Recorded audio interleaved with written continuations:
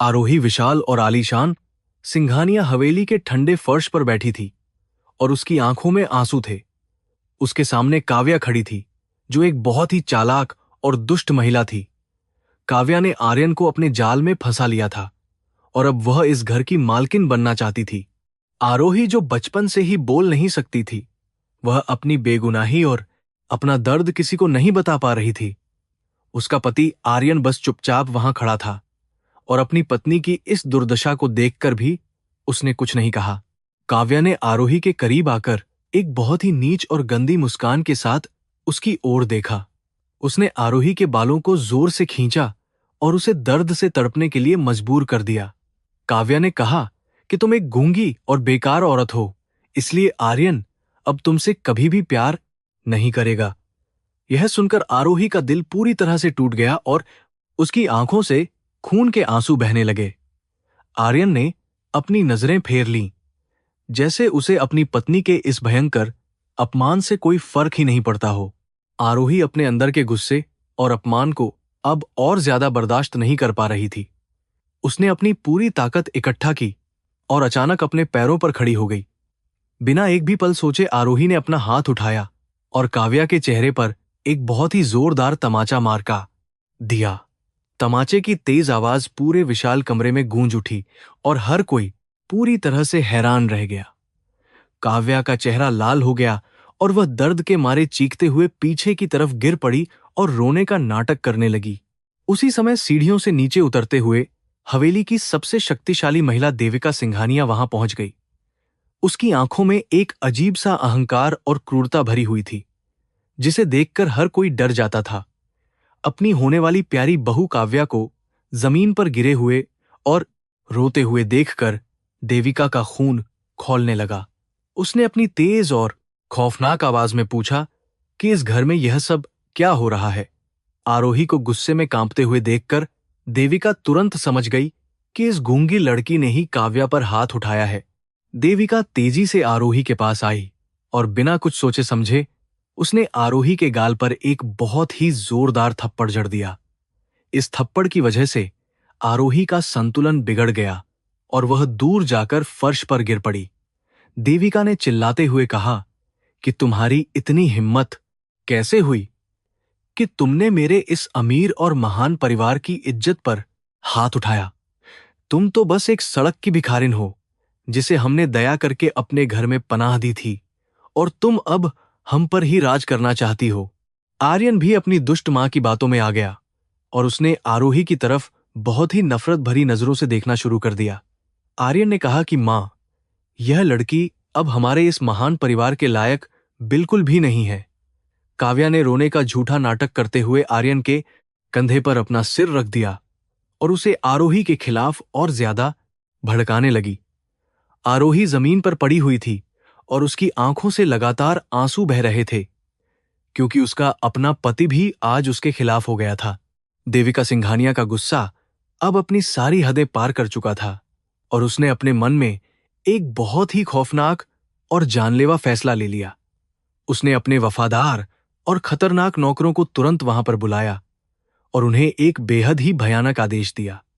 देविका ने उन सभी से कहा कि इस गूंगी लड़की को आज रात ही इस घर से बहुत दूर ले जाओ और हमेशा के लिए खत्म कर दो। उसने आदेश दिया कि इसे किसी सुनसान जगह पर ले जाकर जिंदा ही जमीन के नीचे गहरे गड्ढे में दफना देना। यह भयानक और क्रूर आदेश सुनकर आरोही का पूरा शरीर डर के मारे बुरी तरह से कांपने लगा और उसे अपनी आंखों पर बिल्कुल भी विश्वास नहीं हुआ। उसने आर्यन की तरफ बहुत ही उम्मीद भरी नजरों से देखा कि शायद वह अपनी पत्नी को इस दर्दनाक मौत से बचा लेगा, लेकिन आर्यन ने बहुत ही बेरहमी से अपना चेहरा दूसरी तरफ घुमा लिया और काव्या के माथे को चूमने लगा। नौकरों ने तुरंत आरोही को मजबूती से पकड़ लिया और वह दर्द से तड़पते हुए खुद को छुड़ाने की कोशिश करने लगी। आरोही ने अपने गले से कुछ अजीब और टूटी हुई आवाजें निकालने की पूरी कोशिश की, लेकिन उसके मुंह से कोई भी साफ शब्द बाहर नहीं आ सका। देविका की क्रूर नौकरानी ने आरोही के बालों को पकड़ा और उसे हवेली के बड़े और भारी दरवाजे की तरफ घसीटना शुरू कर दिया। आरोही के नाजुक हाथ और पैर हवेली के ठंडे फर्श पर रगड़ खा रहे थे, जिसकी वजह से उसके शरीर से खून बहने लगा था। वह बार बार आर्यन का नाम अपने दिल में पुकार रही थी, लेकिन अब सब कुछ खत्म हो चुका था। हवेली के बाहर रात का अंधकार बहुत ही गहरा और डरावना हो चुका था और आसमान से ठंडी हवाएं तेजी से बह रही थीं। नौकरों ने आरोही को एक पुरानी और गंदी गाड़ी के अंदर बहुत ही बेरहमी से फेंक दिया और गाड़ी के दरवाजे को जोर से बंद कर दिया। आरोही गाड़ी के अंदर दर्द से तड़प रही थी और उसके शरीर पर लगे घावों से बहुत ज्यादा खून रिस रहा था। उसने गाड़ी की खिड़की से बाहर देखा, जहां हवेली की रोशनी में देविका और काव्या बहुत ही दुष्टता के साथ मुस्कुरा रही थीं। गाड़ी बहुत ही तेज गति से शहर की जगमगाती हुई सड़कों को पीछे छोड़ते हुए एक बहुत ही भयानक और घने जंगल की तरफ बढ़ने लगी। इस जंगल में चारों तरफ सिर्फ डरावनी आवाजें और भयानक अंधेरा फैला हुआ था, जो किसी के भी मन में खौफ पैदा कर सकता था। आरोही का दिल बहुत ही जोर से धड़क रहा था और उसे अपनी मौत बिल्कुल अपने सामने खड़ी हुई नजर आ रही थी। उसने भगवान से प्रार्थना करना शुरू कर दिया कि शायद कोई फरिश्ता आकर उसे इन क्रूर राक्षसों के चंगुल से बचा ले। कुछ देर बाद गाड़ी जंगल के बहुत ही सुनसान और भयानक हिस्से में जाकर अचानक से रुक गई, जहां दूर दूर तक कोई भी इंसान नहीं था। नौकरों ने गाड़ी का दरवाजा खोला और आरोही को बहुत ही बुरी तरह से घसीटते हुए गाड़ी से बाहर निकालकर जमीन पर फेंक दिया।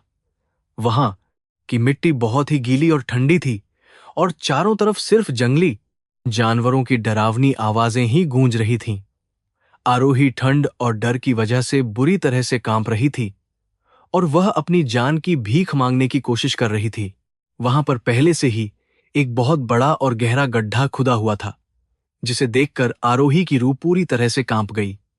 नौकरों के हाथों में बड़े और भारी फावड़े थे और वे उस गड्ढे को और भी ज्यादा गहरा करने का काम कर रहे थे। एक खतरनाक नौकर ने आरोही को लात मारते हुए कहा कि आज तुम्हारी जिंदगी का यह सबसे आखिरी दिन है और तुम्हें कोई नहीं बचा सकता। देविका मैडम का आदेश है कि हम तुम्हें इसी गहरे गड्ढे में हमेशा के लिए दफन कर दें ताकि तुम्हारी कहानी खत्म हो जाए। गड्ढे की गहराई बहुत ही ज्यादा भयानक थी और अंदर सिर्फ अंधेरा ही अंधेरा था, जो किसी राक्षस के खुले हुए मुंह जैसा लग रहा था। नौकरों ने आरोही के हाथ और पैरों को बहुत ही मोटी और मजबूत रस्सियों से कसकर बांध दिया ताकि वह भागने की कोशिश ना कर सके। फिर उन लोगों ने आरोही को बहुत ही बेरहमी के साथ उस गहरे और काले गड्ढे के अंदर सीधा धक्का दे दिया। आरोही तेजी से नीचे गिरी और गड्ढे के सख्त तल से टकराकर उसके शरीर की कई हड्डियां बुरी तरह से टूट गईं।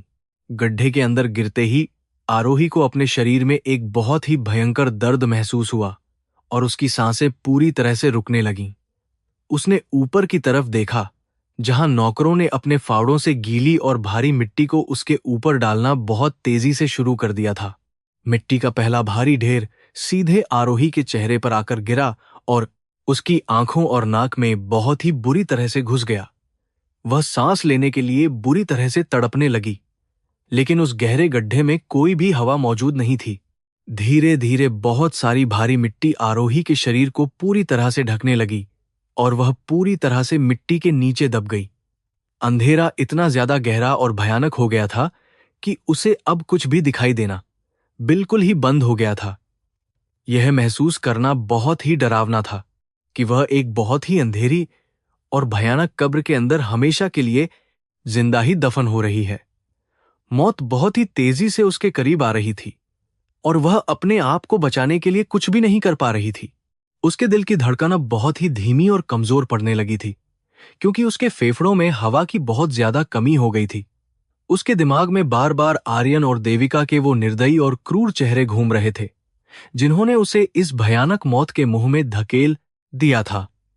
आरोही के अंदर अब कोई भी उम्मीद बाकी नहीं बची थी और उसने सोच लिया था कि अब उसका जीवन पूरी तरह से समाप्त हो चुका है। उसकी चेतना धीरे धीरे धुंधली होने लगी और वह पूरी तरह से बेहोशी की हालत में जाने लगी। लेकिन ठीक उसी पल, जब उसकी जान पूरी तरह से उसके शरीर को छोड़ने वाली थी, तब उसके दिल के किसी बहुत ही गहरे कोने में एक अजीब सी आग भड़क उठी। ये आग उन सभी लोगों से बदला लेने की बहुत ही तीव्र और खतरनाक इच्छा थी, जिन्होंने उसके साथ इतना ज्यादा बुरा और भयानक व्यवहार किया था। उसने अपने मन में बहुत ही मजबूती से ठान लिया कि वह इन दुष्ट और जालिम लोगों को इतनी आसानी से जीतने और खुश रहने नहीं देगी। आरोही ने अपनी बची हुई सारी ताकत को इकट्ठा करने का फैसला किया। मिट्टी के भारी और घुटन भरे दबाव के बावजूद आरोही ने अपने बंधे हुए हाथों को बहुत ही जोर से हिलाना और खोलना शुरू कर दिया। उसकी उंगलियां बहुत ही बुरी तरह से छिल गई थीं और उनसे काफी खून बह रहा था, लेकिन उसने अपनी कोशिश को एक पल के लिए भी नहीं रोका। वह अपनी पूरी जान लगाकर उस मोटी रस्सी को ढीला करने की लगातार कोशिश कर रही थी, क्योंकि यह उसकी जिंदगी और मौत का सबसे बड़ा और आखिरी संघर्ष था। कड़ी मेहनत करने के बाद रस्सी का एक छोटा सा हिस्सा ढीला हो गया।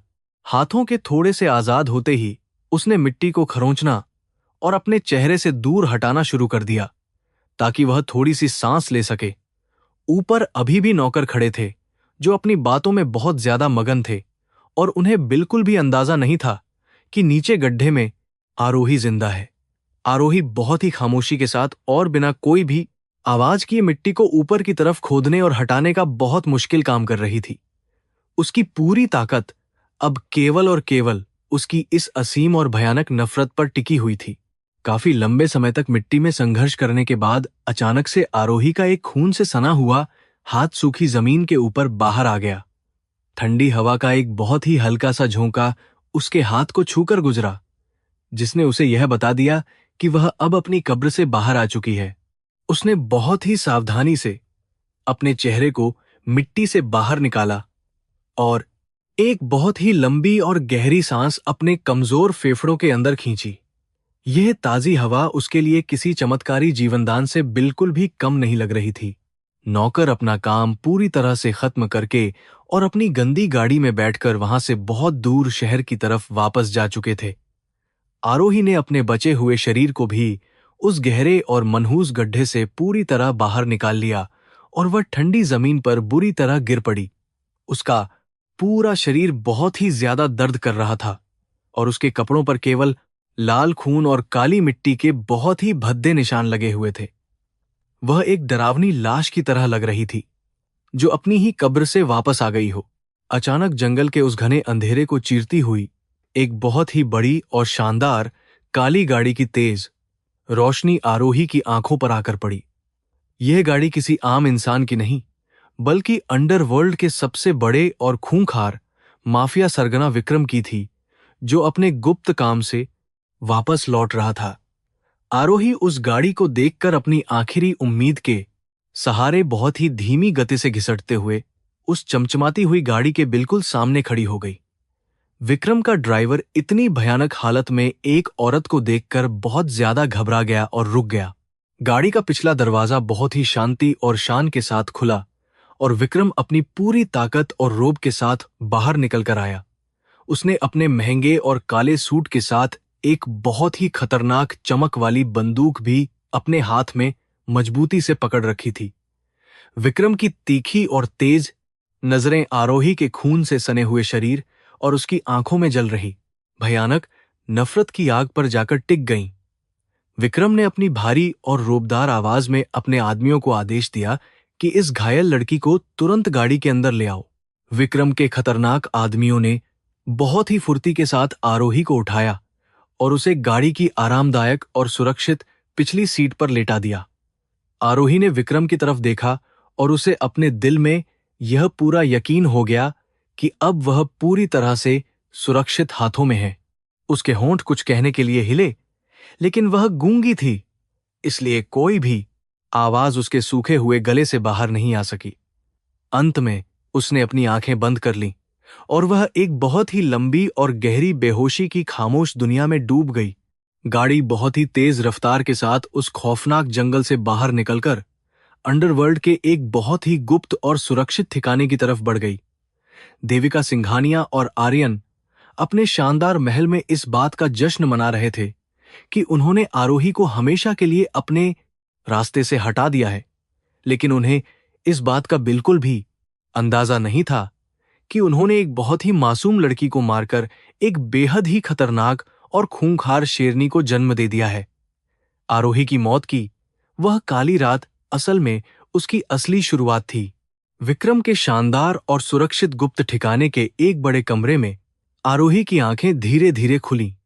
वहां हर तरफ बहुत महंगी मशीनें और कई काबिल डॉक्टर मौजूद थे जो उसकी जान बचाने के लिए लगातार मेहनत कर रहे थे। आरोही के पूरे शरीर पर सफेद पट्टियां बंधी हुई थीं और वह किसी भयानक युद्ध से लौटी हुई सिपाही की तरह लग रही थी। उसने उठने की कोशिश की, लेकिन उसके शरीर में बहुत भयंकर दर्द हुआ जिसने उसे वापस बिस्तर पर गिरा दिया। यह जगह उसके लिए बिल्कुल नई और बहुत रहस्यमयी थी। तभी कमरे का भारी दरवाजा खुला और विक्रम अपने खूंखार रूप के साथ अंदर आया। उसकी आंखों में एक अजीब सी चमक थी जो सीधे आरोही के दिल तक पहुंच रही थी। विक्रम ने अपनी भारी आवाज में कहा कि मौत के मुंह से वापस लौटना कोई मामूली बात नहीं है और तुम्हारे अंदर आग है। उसने बताया कि वह अंडरवर्ल्ड का राजा है और उसके लोगों ने उस भयानक जंगल से उसे बचाया था। आरोही की आंखों में अभी भी देविका और आर्यन के खिलाफ नफरत की वह खतरनाक ज्वाला जल रही थी। विक्रम ने बहुत ही ध्यान से आरोही के चेहरे को देखा और उसकी खामोशी के पीछे का दर्द समझ लिया। उसने आरोही से कहा कि अगर तुम सच में अपने दुश्मनों से बदला लेना चाहती हो तो तुम्हें बहुत मजबूत बनना होगा। विक्रम ने प्रस्ताव दिया कि वह उसे एक साधारण और कमजोर लड़की से एक बहुत ही ताकतवर और खतरनाक रानी बना सकता है। यह सुनकर आरोही ने बिना कोई पल गंवाए अपनी सहमति में सिर हिला दिया। उसने ठान लिया था कि वह अपने हर एक आंसू की कीमत खून से वसूलेगी। अगले 5 सालों का समय आरोही के लिए किसी नर्क से बिल्कुल भी कम नहीं था। उसके दिन की शुरुआत बहुत ही कठोर और खतरनाक शारीरिक प्रशिक्षण के साथ होती थी, जहां उसे लड़ना सिखाया जाता था। उसे भारी हथियारों को चलाना और बिना किसी दया के अपने दुश्मनों को खत्म करना बहुत अच्छी तरह से सिखाया गया। विक्रम के सबसे बेहतरीन और खूंखार लड़ाकों ने उसे युद्ध की हर एक कला में पूरी तरह से निपुण बना दिया था। धीरे धीरे आरोही के अंदर की वह पुरानी और कमजोर औरत पूरी तरह से मर गई। शारीरिक ताकत के साथ साथ आरोही ने अपना सारा ध्यान व्यापार और राजनीति के खतरनाक खेल को समझने में भी लगा दिया। उसने शेयर बाजार और बड़ी कंपनियों की कमजोरियों को ढूंढना बहुत ही गहराई के साथ सीखना शुरू कर दिया था। विक्रम ने उसे वह हर एक किताब और जानकारी दी जो देविका सिंघानिया के विशाल साम्राज्य को पूरी तरह से बर्बाद कर सके। आरोही का दिमाग अब किसी भी तेज कंप्यूटर से ज्यादा खतरनाक तरीके से काम करने लगा था। वह अब किसी भी बड़ी चुनौती का सामना करने के लिए तैयार थी। लेकिन आरोही की सबसे बड़ी और भयानक कमजोरी उसकी आवाज थी, जो बचपन से ही हमेशा के लिए गायब हो चुकी थी। विक्रम ने दुनिया के सबसे बेहतरीन और महंगे डॉक्टरों को बुलाकर उसकी गले की सर्जरी करवाने का एक बहुत बड़ा फैसला लिया। यह सर्जरी बहुत ही ज्यादा दर्दनाक और खतरनाक थी, जिसमें उसकी जान जाने का भी बहुत बड़ा खतरा मौजूद था। लेकिन आरोही ने अपनी जान की परवाह किए बिना इस खतरनाक और दर्दनाक सर्जरी को करवाने के लिए तुरंत हामी भर दी।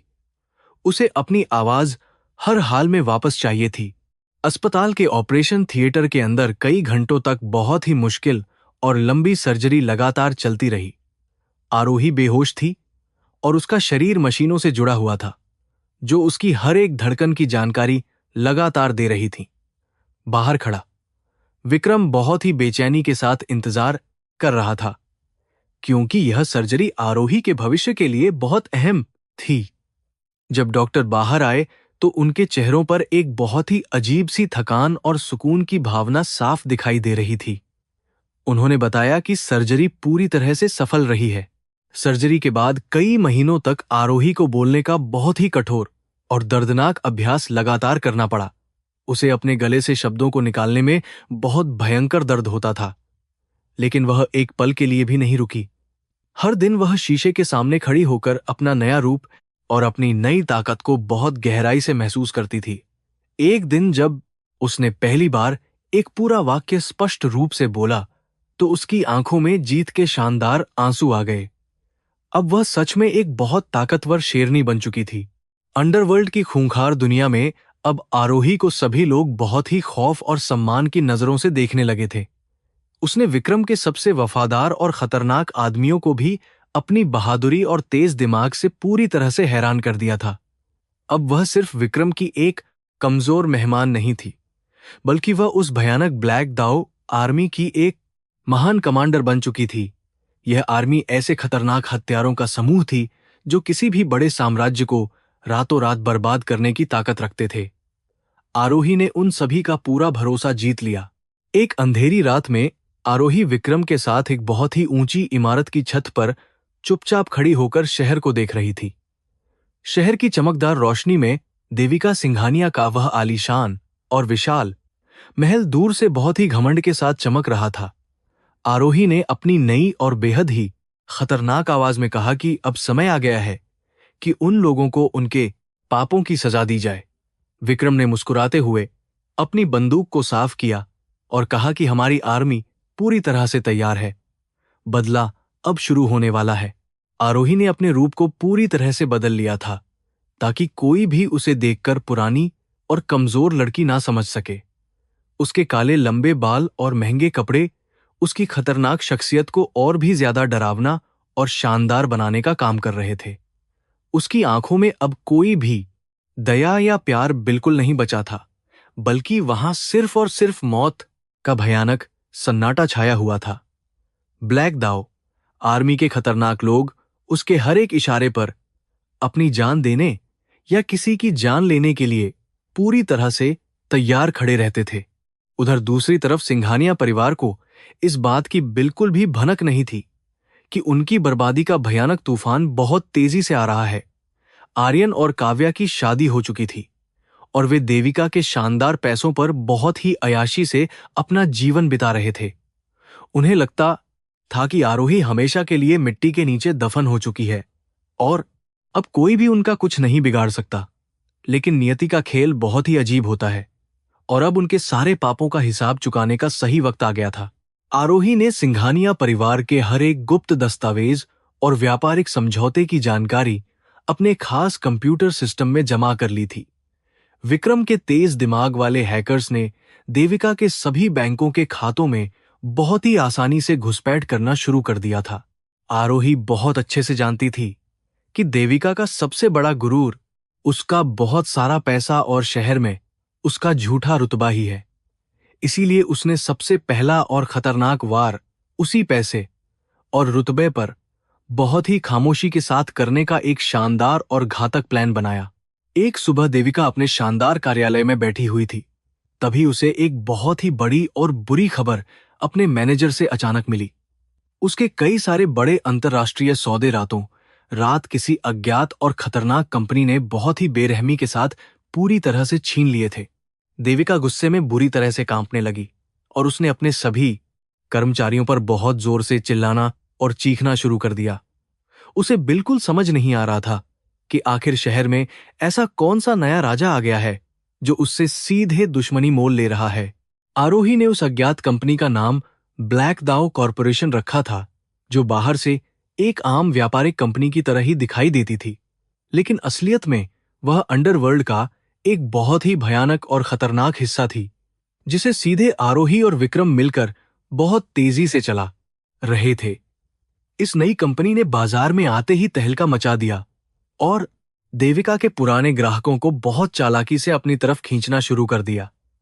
देविका की रातों की नींद पूरी तरह से उड़ चुकी थी और वह बहुत बेचैन हो गई थी। आर्यन, जो सिर्फ एक कमजोर और बेवकूफ इंसान था, वह अपनी मां की इस परेशानी को देखकर भी कोई अच्छी मदद नहीं कर पा रहा था। वह अपनी खूबसूरत पत्नी काव्या के साथ हर रात बड़ी पार्टियों में शराब पीने और नाचना गाना करने में पूरी तरह से मगन रहता था।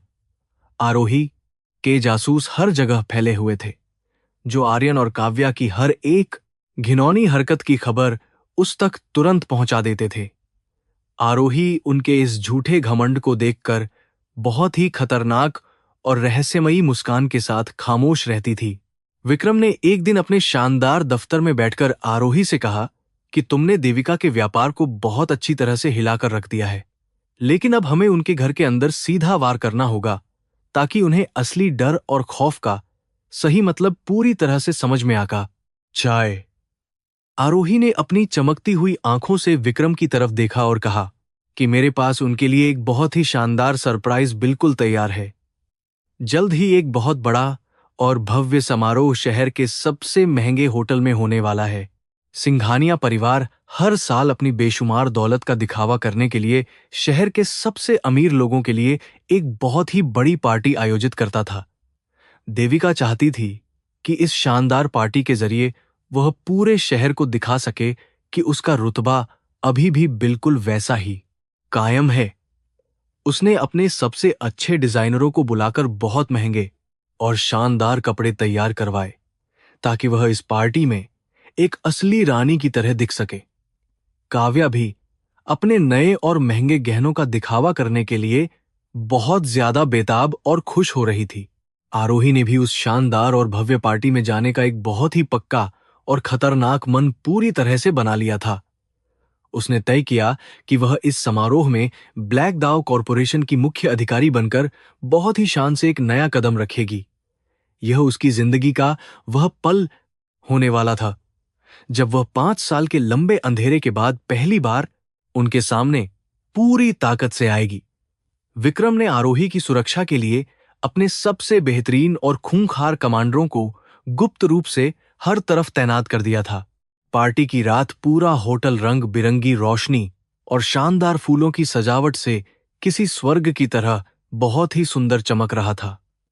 शहर के सभी बड़े नेता और मशहूर व्यापारी अपने महंगे सूट पहनकर शराब के गिलास हाथ में लिए हुए वहां पर बहुत मजे कर रहे थे। देविका सिंघानिया सभी मेहमानों के साथ एक बहुत ही झूठी और मीठी मुस्कान के साथ बातें कर रही थी और अपनी झूठी तारीफें सुन रही थी। आर्यन और काव्या भी अपने घमंड में चूर होकर लोगों को बहुत ही नीची और गंदी नजरों से देख रहे थे। अचानक होटल के मुख्य दरवाजे पर एक बहुत ही शानदार और महंगी काली गाड़ी आकर रुकी, जिसने सबका ध्यान अपनी तरफ खींच लिया। गाड़ी का दरवाजा खुला और विक्रम सबसे पहले अपने पूरे रोब और खतरनाक अंदाज के साथ बाहर निकला, जिसे देखकर सब लोग पीछे हट गए। फिर विक्रम ने बहुत सम्मान के साथ अपना हाथ आगे बढ़ाया और आरोही ने अपना खूबसूरत और मजबूत पैर बाहर जमीन पर रखा। उसकी खूबसूरती और उसकी खतरनाक चमक ने पूरे कमरे में एक बहुत ही अजीब और डरावना सन्नाटा पैदा कर दिया। आरोही ने एक बहुत ही महंगा और चमचमाता हुआ लाल गाउन पहना हुआ था, जो उसके गोरे शरीर पर बहुत ज्यादा सुंदर लग रहा था। उसने अपने चेहरे पर एक बहुत ही रहस्यमयी और छोटा सा मुखौटा लगाया हुआ था, जिससे उसकी असली पहचान अभी भी पूरी तरह छुपी हुई थी। जब वह पार्टी के मुख्य हॉल में अंदर आई, तो हर एक इंसान की नजर सिर्फ और सिर्फ उसी की तरफ बहुत हैरानी से टिकी हुई थी। देविका भी इस अनजान और ताकतवर महिला को देखकर अंदर से थोड़ी परेशान और हैरान हो गई थी। विक्रम ने बहुत ही ऊंची आवाज में पूरे हॉल के लोगों को बताया कि यह ब्लैक दाव कॉरपोरेशन की सबसे बड़ी मालकिन और हमारी नई रानी है। यह नाम सुनते ही देविका सिंघानिया के पैरों तले की जमीन पूरी तरह से खिसक गई और उसका चेहरा डर के मारे एकदम सफेद पड़ गया। यह वही खतरनाक कंपनी थी जिसने पिछले कुछ दिनों में उसके सारे बड़े और जरूरी व्यापारिक सौदों को पूरी तरह से बर्बाद करके रख दिया था। देविका को अब समझ में आ रहा था कि उसका असली दुश्मन बिल्कुल उसके सामने खड़ा है। आरोही ने बहुत ही शांत और घमंड भरे कदमों के साथ सीधा देविका सिंघानिया की तरफ चलने लगी और हर कोई बस उसे ही देख रहा था। काव्या और आर्यन भी पीछे खड़े थे और वे इस नई और खूंखार रानी को देखकर पूरी तरह से डरे हुए और सहमे हुए लग रहे थे। आरोही ने देविका के बिल्कुल करीब जाकर अपनी खौफनाक आंखों से उसे घूरा और एक बहुत ही रहस्यमयी मुस्कान अपने लाल होठों पर सजा ली। उसने अपने दिमाग में 5 साल पहले के उस भयानक जंगल और उस गहरे गड्ढे को याद किया। देविका ने अपनी घबराहट को छुपाने की पूरी कोशिश करते हुए कहा कि आपका हमारे शहर में और हमारी इस शानदार पार्टी में बहुत बड़ा स्वागत है। आरोही ने कुछ नहीं कहा, बस अपना शराब का एक खाली गिलास उठाया और उसे देविका के महंगे कालीन पर बहुत जोर से नीचे गिरा दिया। कांच के टूटने की तेज आवाज पूरे हॉल में गूंज उठी और हर एक इंसान डर के मारे पूरी तरह से कांपने और पीछे हटने लगा। यह टूटना एक बहुत बड़े और भयानक युद्ध की सबसे पहली और खतरनाक शुरुआत का साफ संकेत था। कांच के टूटने की भयानक आवाज ने पूरे हॉल को पूरी तरह से खामोश कर दिया था। देविका सिंघानिया का चेहरा अपमान और डर की वजह से एकदम लाल हो चुका था। उसने कभी भी अपने ही घर में किसी अजनबी से इस तरह का भयानक और घिनौना बर्ताव नहीं देखा था। आरोही बहुत ही शांत और घमंड से अपनी जगह पर खड़ी थी और उसकी आंखों में सिर्फ जीत की चमक दिखाई दे रही थी। पार्टी के सभी अमीर मेहमान चुपचाप इस तमाशे को अपनी आंखों से देख रहे थे। विक्रम ने बहुत ही चालाकी से आगे आकर स्थिति को संभालने का थोड़ा सा नाटक किया। उसने देविका से कहा कि हमारी मालकिन को पुरानी और घटिया चीजें बिल्कुल भी पसंद नहीं हैं। देविका अपने गुस्से को मुश्किल से काबू में रखते हुए वहां से अपने कमरे की तरफ तेजी से चली गई। आर्यन और काव्या भी डरे हुए चूहों की तरह अपनी मां के पीछे पीछे वहां से भाग गए। आरोही ने अपने मुखौटे के पीछे से एक बहुत ही ठंडी और खतरनाक मुस्कान के साथ उन तीनों को जाते हुए देखा। उस शानदार पार्टी का माहौल अब पूरी तरह से खराब और तनावपूर्ण हो चुका था। मेहमान एक एक करके वहां से चुपचाप खिसकने लगे, क्योंकि कोई भी ब्लैक दाउ कॉरपोरेशन से दुश्मनी नहीं लेना चाहता था। आरोही ने विक्रम की तरफ एक बहुत ही गहरी और संतुष्ट नजर से देखा और दोनों ने वहां से जाने का फैसला किया। जब उनकी शानदार काली गाड़ी होटल से बाहर निकली तो आरोही ने राहत की एक बहुत ही लंबी सांस ली। यह उसके दुश्मनों के दिलों में डर पैदा करने का पहला और बहुत ही सफल कदम था। अगली सुबह देविका सिंघानिया के शानदार दफ्तर में बहुत ही ज्यादा हलचल और घबराहट मची हुई थी। उसके सबसे भरोसेमंद और चालाक मुनीम ने एक बहुत ही डरावनी और अजीब रिपोर्ट उसके सामने मेज पर रख दी। रिपोर्ट के अनुसार बाजार में कोई अज्ञात और बहुत ही ताकतवर कंपनी उनके शेयर बहुत तेजी से खरीद रही थी। यह देखकर देविका का गुस्सा 7वें आसमान पर पहुंच गया और उसने अपने सारे बड़े अधिकारियों को तुरंत बैठक के लिए बुला लिया। उसे बिल्कुल भी समझ नहीं आ रहा था कि आखिर ये सब कौन कर रहा है। आरोही अपने नए और बेहद ही आधुनिक गुप्त दफ्तर में बैठकर कई सारे कंप्यूटरों की स्क्रीन को ध्यान से देख रही थी।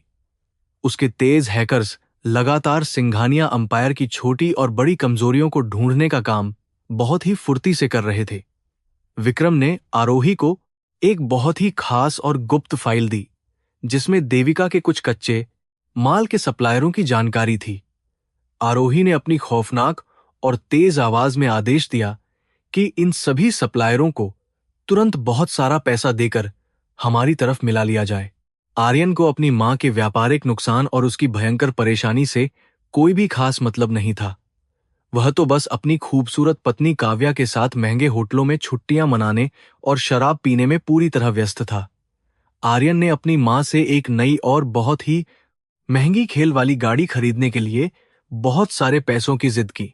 देविका ने पहली बार अपने इकलौते और लाडले बेटे पर बहुत ही जोर से चिल्लाते हुए उसे दफ्तर से बाहर निकाल दिया। आर्यन अपना अपमान महसूस करके वहां से बहुत ही गुस्से में चला गया। काव्या अपने आलीशान कमरे में बैठकर अपनी सुंदरता को बहुत ही ज्यादा घमंड के साथ शीशे में निहार रही थी। अचानक उसकी नौकरानी एक बहुत ही सुंदर और रहस्यमयी काला डिब्बा लेकर कमरे के अंदर आई, जिस पर किसी का भी नाम नहीं था। काव्या ने उत्सुकता से उस पर थाली है काव्या ने सुंदरता डिब्बे को खोला तो उसके अंदर एक बहुत ही सूखा हुआ काला गुलाब और थोड़ी सी गीली मिट्टी रखी हुई थी।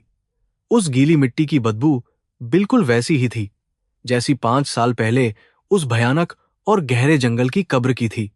काव्या बुरी तरह से कांपने लगी। वह काला गुलाब और मिट्टी देखकर काव्या के दिमाग में उस मनहूस और डरावनी रात की सारी यादें एकदम से ताजा हो गईं। उसे आरोही का वह खून से सना हुआ और रोता हुआ मासूम चेहरा अपनी आंखों के सामने बहुत ही साफ दिखाई देने लगा। उसने उस डरावने डिब्बे को जोर दो से जमीन पर फेंक दिया और डर के मारे अपने दोनों कानों को बहुत ही मजबूती से बंद कर लिया। आर्यन जब कमरे में आया तो उसने अपनी पत्नी को जमीन पर बैठकर बुरी तरह से रोते और कांपते हुए देखा। काव्या अब मानसिक रूप से बीमार होने लगी थी। देविका ने शहर के सबसे बड़े और मशहूर राजनेताओं के साथ एक बहुत ही खास और गुप्त बैठक बुलाई। वह चाहती थी कि सरकार की मदद से ब्लैक दाओ कॉरपोरेशन को शहर से हमेशा के लिए बाहर निकाल दिया जाए। लेकिन जब राजनेता बैठक में आए तो उनके चेहरों पर बहुत ही ज्यादा डर और घबराहट साफ दिखाई दे रही थी। उन्होंने देविका को बताया कि वह नई कंपनी सरकार से भी बहुत ज्यादा ताकतवर और खतरनाक साबित हो चुकी है। राजनेताओं ने देविका की कोई भी मदद करने से पूरी तरह से साफ इनकार कर दिया। देविका को अब यह पूरी तरह से एहसास हो गया था कि उसका यह नया दुश्मन कोई आम व्यापारी बिल्कुल भी नहीं है। यह कोई ऐसा इंसान था जिसके पास बहुत ही ज्यादा पैसा और अंडरवर्ल्ड की बेहिसाब और खतरनाक ताकत दोनों मौजूद थीं। उसने अपने सबसे अच्छे और खूंखार जासूसों को यह पता लगाने के लिए भेजा कि आखिर इस ब्लैक दाओ कंपनी की असली मालकिन कौन है। लेकिन आरोही ने अपनी सुरक्षा का इतना शानदार और मजबूत जाल बुना था कि कोई भी जासूस उसकी असली पहचान तक बिल्कुल भी नहीं पहुंच सका। एक बहुत ही ठंडी और अंधेरी रात में आरोही ने सिंघानिया कंपनी के एक बहुत ही जरूरी और बड़े कारखाने को अपना निशाना बनाया। उसने विक्रम के सबसे खतरनाक और फुर्तीले आदमियों को कारखाने के अंदर घुसकर वहां की सारी मशीनें खराब करने का आदेश दिया। कुछ ही घंटों के अंदर वह करोड़ों रुपए की कीमत वाला आलीशान कारखाना पूरी तरह से बंद और बर्बाद हो चुका था। अगली सुबह जब यह खबर अखबारों में छपी तो पूरे शहर के बड़े व्यापारियों में बहुत ही भयानक और डरावना खौफ पूरी तरह से फैल गया। इस भयानक नुकसान की वजह से सिंघानिया कंपनी के शेयर बाजार में बहुत ही बुरी तरह से नीचे गिरने लगे थे। देविका के सभी पुराने दोस्त और रिश्तेदार अब उससे फोन पर बात करने से भी बहुत ज्यादा कतराने और डरने लगे थे। हर कोई बस अपनी जान और अपने पैसे को बचाने के लिए देविका से बहुत ही ज्यादा दूर भागने की कोशिश कर रहा था। आरोही अपने दफ्तर की बड़ी खिड़की से शहर को देखते हुए बहुत ही शांति और गुरूर के साथ अपनी इस शानदार और बड़ी जीत का आनंद ले रही थी। विक्रम ने आरोही के पास आकर एक बहुत ही अच्छी और कीमती शराब का गिलास उसे बहुत सम्मान के साथ दिया। उसने कहा कि देविका सिंघानिया अब एक घायल शेरनी की तरह हो गई है जो कभी भी किसी पर भी पलट कर वार कर सकती है। आरोही ने अपनी आंखों में एक खतरनाक चमक लाते हुए कहा कि मैं यही तो चाहती हूं कि वह गुस्से में आकर बहुत बड़ी गलतियां करे। जब इंसान डर और गुस्से में होता है तो वह अपने ही खोदे हुए गड्ढे में बहुत ही आसानी से गिर जाता है। विक्रम सहमत था। देविका ने अपने सबसे खूंखार और भरोसेमंद गुंडे को बुलाया जिसका नाम रंगा था और जो शहर का बहुत बड़ा गुंडा था। उसने रंगा को बहुत सारे पैसे दिए और कहा कि वह किसी भी तरह से ब्लैक दाओ कॉरपोरेशन की मालकिन को खोज निकाले। रंगा ने अपने सभी छोटे बड़े के आदमियों को पूरे शहर में इस अनजान महारानी की तलाश करने के लिए तुरंत बहुत तेजी से दौड़ा दिया। लेकिन रंगा को इस बात का बिल्कुल भी अंदाजा नहीं था कि वह मौत के एक बहुत ही खतरनाक और भयानक जाल में सीधा पैर रख रहा है। आरोही को अपने गुप्तचरों के जरिए रंगा की इस नई और खतरनाक हरकत के बारे में बहुत ही जल्दी और पूरी जानकारी मिल गई थी। उसने विक्रम को आदेश दिया कि वह रंगा को एक बहुत ही शानदार और डरावना सबक सिखाए ताकि देविका का बचा हुआ हौसला भी टूट जाए। विक्रम के आदमियों ने रंगा को एक बहुत ही सुनसान सड़क पर अकेला पकड़ लिया और उसे बहुत ही बुरी तरह से पीटना शुरू कर दिया। रंगा जैसे खूंखार गुंडे की भी अंडरवर्ल्ड के इन खतरनाक कमांडरों के सामने एक पल के लिए भी नहीं चली। अगले दिन सुबह देविका जब अपने घर के बाहर टहलने के लिए निकली तो उसने वहां पर एक बहुत ही बड़ा और भारी लकड़ी का बक्सा रखा हुआ देखा। नौकरों ने जब डरते डरते उस बक्से को खोला तो उसके अंदर रंगा बहुत ही बुरी तरह से घायल और बेहोश हालत में पड़ा हुआ था। बक्से के अंदर एक बहुत ही छोटा सा लाल कागज भी रखा हुआ था जिस पर खून से लिखा था कि अपने दायरे में रहो वरना अगली लाश तुम्हारी होगी। देविका यह भयानक नजारा देखकर बुरी तरह से घबराकर पीछे हट गई। अब सिंघानिया हवेली के अंदर हर समय एक अजीब सा और बहुत ही भयानक डर हमेशा के लिए बस चुका था। आर्यन ने घर से बाहर निकलना पूरी तरह से बंद कर दिया था, क्योंकि उसे लगता था कि कोई उसे गोली मार देगा। काव्या की मानसिक हालत हर दिन बहुत ही ज्यादा खराब होती जा रही थी और वह नींद की गोलियां खाकर ही सो पाती थी। देविका को अब समझ आ गया था कि यह लड़ाई सिर्फ व्यापार की नहीं है, बल्कि कोई उनसे अपनी बहुत पुरानी और गहरी दुश्मनी निकाल रहा है। आरोही ने सिंघानिया कंपनी के अंदर काम करने वाले एक बहुत ही पुराने और लालची मैनेजर को अपने जाल में फंसा लिया था। उस मैनेजर ने बहुत सारे पैसों के लालच में देविका के सारे गुप्त पासवर्ड और खातों की जानकारी आरोही को सौंप दी। अब आरोही देविका के बैंक खातों से करोड़ों रुपए बहुत ही खामोशी से निकालकर अपने विदेशी खातों में जमा कर रही थी। देविका को इस भयानक और बड़ी चोरी की भनक तब तक नहीं लगी जब तक उसके कई बड़े चेक बैंक से वापस नहीं आ गए। यह उसकी एक बहुत बड़ी हार थी। जब देविका को बैंक से यह बुरी खबर मिली कि उसके मुख्य खातों में अब बिल्कुल भी पैसे नहीं बचे हैं, तो वह फूट फूट कर रोने लगी। उसने अपने पूरे जीवन में इतनी बड़ी और भयानक हार कभी भी किसी दुश्मन के हाथों नहीं देखी थी। उसका घमंड, जो कभी आसमान को छूता था, अब वह पूरी तरह से टूटकर मिट्टी में मिल चुका था और वह लाचार हो गई थी। आर्यन भी अपनी मां की इस बेबसी को देखकर कुछ नहीं कर पा रहा था और बस अपनी किस्मत को लगातार बहुत जोर से कोस रहा था। आरोही ने विक्रम से कहा कि अब हमें उनके उन सभी अंतर्राष्ट्रीय बड़े और महंगे व्यापारिक सौदों को पूरी तरह से बर्बाद करना होगा। जो विदेशी कंपनियां देविका को कच्चा माल भेजती थीं, उन सभी को आरोही ने बहुत ही खतरनाक और डरावनी धमकियां देकर रोक दिया। अब सिंघानिया कंपनी का नाम पूरे बाजार में बहुत ही ज्यादा खराब और बदनाम हो चुका था और कोई उन पर भरोसा नहीं करता था। आरोही एक बहुत ही शानदार और तेज खिलाड़ी की तरह अपनी हर एक चाल को बहुत ही गहराई और चालाकी के साथ खेल रही थी। काव्या एक रात प्यास लगने पर पानी पीने के लिए अपने कमरे से बाहर रसोई की तरफ बहुत ही धीरे धीरे जा रही थी। तभी उसे हवेली के बड़े गलियारे में एक बहुत ही डरावनी और सफेद परछाई अपनी तरफ तेजी से आती हुई दिखाई दी।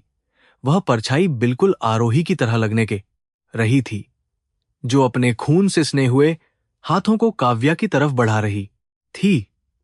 काव्या जोर से चीख मारते हुए वहीं फर्श पर बेहोश होकर गिर पड़ी और पूरे घर में एक बहुत ही भयानक और डरावना सन्नाटा पूरी तरह से छा गया। अगली सुबह डॉक्टरों ने देविका को बताया कि काव्या बहुत ही गहरे और भयानक मानसिक सदमे से गुजर रही है और उसे इलाज की जरूरत है। देविका पहले से ही अपने पैसों के नुकसान की वजह से बहुत ज्यादा परेशान थी और अब घर में भी यह सब शुरू हो गया था। उसे लगने लगा था कि उनके इस घर को किसी बहुत ही खतरनाक और बुरी नजर ने पूरी तरह से घेर लिया है। आर्यन ने अपनी पत्नी को अस्पताल ले जाने से मना कर दिया, क्योंकि उसके पास अब अस्पताल का भारी बिल चुकाने के पैसे नहीं थे। आरोही अपनी बड़ी कंप्यूटर स्क्रीन पर सिंघानिया कंपनी के गिरते हुए शेयरों का लाल रंग का ग्राफ देखकर बहुत ही ज्यादा सुकून महसूस कर रही थी। उसने 5 साल पहले के उस दर्दनाक दिन को याद किया जब वह उसी सिंघानिया हवेली के ठंडे फर्श पर बेबस होकर रो रही थी। आज उसी हवेली के मालिक और उसके सारे दुश्मन खुद अपनी बर्बादी और अपनी लाचारी के कड़वे आंसू रोने के लिए पूरी तरह मजबूर हो चुके थे। आरोही की मेहनत और उसकी भयानक नफरत ने आज उसे इस शानदार और बड़ी जीत के मुकाम तक पहुंचा दिया था। विक्रम ने एक बहुत ही जरूरी फाइल आरोही के सामने रखी, जिसमें देविका के एक बहुत ही बड़े और गुप्त भ्रष्टाचार का पूरा सबूत था। देविका ने कुछ साल पहले एक सरकारी जमीन पर जबरदस्ती कब्जा किया था और कई मासूम लोगों को बहुत बेरहमी से मार दिया था। आरोही ने उस फाइल को ध्यान से पढ़ा और एक बहुत ही ठंडी और खतरनाक मुस्कान उसके सुंदर चेहरे पर आ गई। उसने विक्रम से कहा कि यह सबूत अभी पुलिस को नहीं देना है, बल्कि हम इसका इस्तेमाल सही समय पर एक बहुत बड़े धमाके के लिए करेंगे। देविका ने अपनी आखिरी उम्मीद के सहारे अपने एक बहुत ही पुराने और ताकतवर माफिया दोस्त को फोन करके उससे मदद मांगने की कोशिश की, लेकिन उस माफिया ने फोन उठाते ही देविका को गालियां देना शुरू कर दिया और कहा कि तुमने ब्लैक दाव से पंगा क्यों लिया। उसने देविका को बताया कि अंडरवर्ल्ड की दुनिया में अब सिर्फ एक ही नई महारानी का राज चलता है, और वह ब्लैक दाव की मालकिन है। माफिया ने अपना फोन हमेशा के लिए काट दिया और देविका पूरी तरह से टूटकर अपनी कुर्सी पर बुरी तरह से गिर पड़ी। अब सिंघानिया हवेली में नौकरों ने भी काम करना पूरी तरह से छोड़ दिया था, क्योंकि उन्हें कई महीनों से उनकी तनख्वाह नहीं मिली थी। देविका और आर्यन को अब अपने छोटे बड़े काम खुद ही करने पड़ रहे थे, जो उनके लिए किसी भयानक नरक से कम नहीं था। आर्यन को बर्तन धोने पड़ते थे और देविका को अपने कमरे की सफाई खुद ही करनी पड़ती थी, जिससे उनका घमंड टूट रहा था।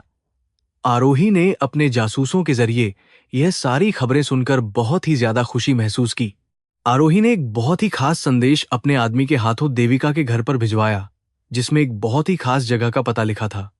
उस संदेश में लिखा था कि अगर तुम अपने परिवार और अपने साम्राज्य को बचाना चाहती हो तो कल रात अकेली इस जगह पर आ जाना। देविका के पास अब इसके अलावा और कोई भी दूसरा रास्ता बिल्कुल नहीं बचा था, क्योंकि वह हर तरफ से बहुत बुरी तरह घिर चुकी थी। उसने ठान लिया कि वह इस रहस्यमयी औरत से मिलकर अपने इस भयानक नुकसान का कोई ना कोई सौदा जरूर करेगी। विक्रम ने आरोही से पूछा कि क्या तुम सच में उस घमंडी औरत देविका को कल रात अपने असली चेहरे के साथ मिलना चाहती हो? आरोही ने अपनी आंखों को बंद किया और एक बहुत ही गहरी और ठंडी सांस लेते हुए विक्रम की बात का एक छोटा सा जवाब दिया। उसने कहा कि अभी वह समय नहीं आया है कि मैं उसे अपनी यह नई और खतरनाक शक्ल पूरी तरह से और बहुत साफ दिखाऊं। कल मैं उसे एक ऐसा भयानक और डरावना दर्द दूंगी जो उसके पूरे घमंड को हमेशा के लिए मिट्टी में मिला देगा। वह रात बहुत ही ज्यादा गहरी और तूफानी थी। जब देविका अपनी गाड़ी खुद चलाते हुए उस अनजान और बहुत ही दूर की जगह पर पहुंची, वह जगह एक बहुत ही पुरानी और खाली इमारत थी, जहां सिर्फ डरावनी हवाओं की तेज आवाजें पूरी तरह से गूंज रही थीं। देविका ने अपने हाथ में एक बहुत ही छोटी सी बंदूक पकड़ रखी थी, क्योंकि उसे अपनी जान का बहुत ही ज्यादा डर सता रहा था। जैसे ही वह इमारत के अंदर दाखिल हुई तो लोहे का भारी दरवाजा अपने आप बहुत ही जोर से धड़ाम से बंद हो गया। इमारत के अंदर बहुत ही ज्यादा भयानक और खौफनाक अंधेरा था और देविका डर के मारे जोर से चिल्लाने लगी कि कौन है यहां पर। तभी अचानक एक बहुत ही तेज और नीली रोशनी जली और देविका ने देखा कि आरोही एक ऊंची कुर्सी पर पीठ फेरकर बहुत शान से बैठी है। आरोही ने अपनी जगह से हिले बिना ही अपनी नई और खतरनाक आवाज में कहा कि तुम्हारा घमंड बहुत ही जल्दी खत्म होने वाला है। देविका उस खौफनाक आवाज को सुनकर पूरी तरह से कांपने लगी और यहीं से उसके असली विनाश की शुरुआत होने वाली थी। देविका सिंघानिया उस पुरानी और खौफनाक इमारत के अंदर पूरी तरह से डरी हुई खड़ी थी। उसके पैरों में अब बिल्कुल भी ताकत नहीं बची थी और उसके हाथ में पकड़ी हुई बंदूक भी लगातार बुरी तरह से कांप रही थी। कुर्सी पर बैठी हुई उस रहस्यमयी औरत ने अपना चेहरा अभी भी नहीं दिखाया था और बस एक खतरनाक सन्नाटा वहां छाया हुआ था। देविका ने हिम्मत जुटाकर बहुत ही धीमी और कांपती हुई आवाज में पूछा कि तुम आखिर मुझसे क्या चाहती हो और तुम्हारी दुश्मनी क्या है? आरोही ने बहुत ही ठंडी और खौफनाक आवाज में कहा कि मुझे तुम्हारी सारी दौलत और तुम्हारा झूठा घमंड हमेशा के लिए मिट्टी में मिलाना है। क्या तुम्हें याद है कि 5 साल पहले तुमने एक बहुत ही मासूम लड़की को अंधेरे जंगल में जिंदा जमीन के नीचे दफन कर दिया था? देविका यह भयानक बात सुनकर पूरी तरह से हैरान रह गई और उसका खून एकदम ठंडा पड़ गया। उसे समझ नहीं आ रहा था कि इस नई और ताकतवर महारानी को उस पुरानी रात के बारे में कैसे पता है। देविका ने बहुत ही घबराहट के साथ झूठ बोलते हुए कहा कि मैंने कभी भी ऐसा कोई भयानक और नीच काम नहीं किया है। आरोही ने अपनी कुर्सी से हिले बिना ही एक छोटा सा लाल बटन दबाया और दीवार पर एक बहुत बड़ी स्क्रीन चमकने लगी।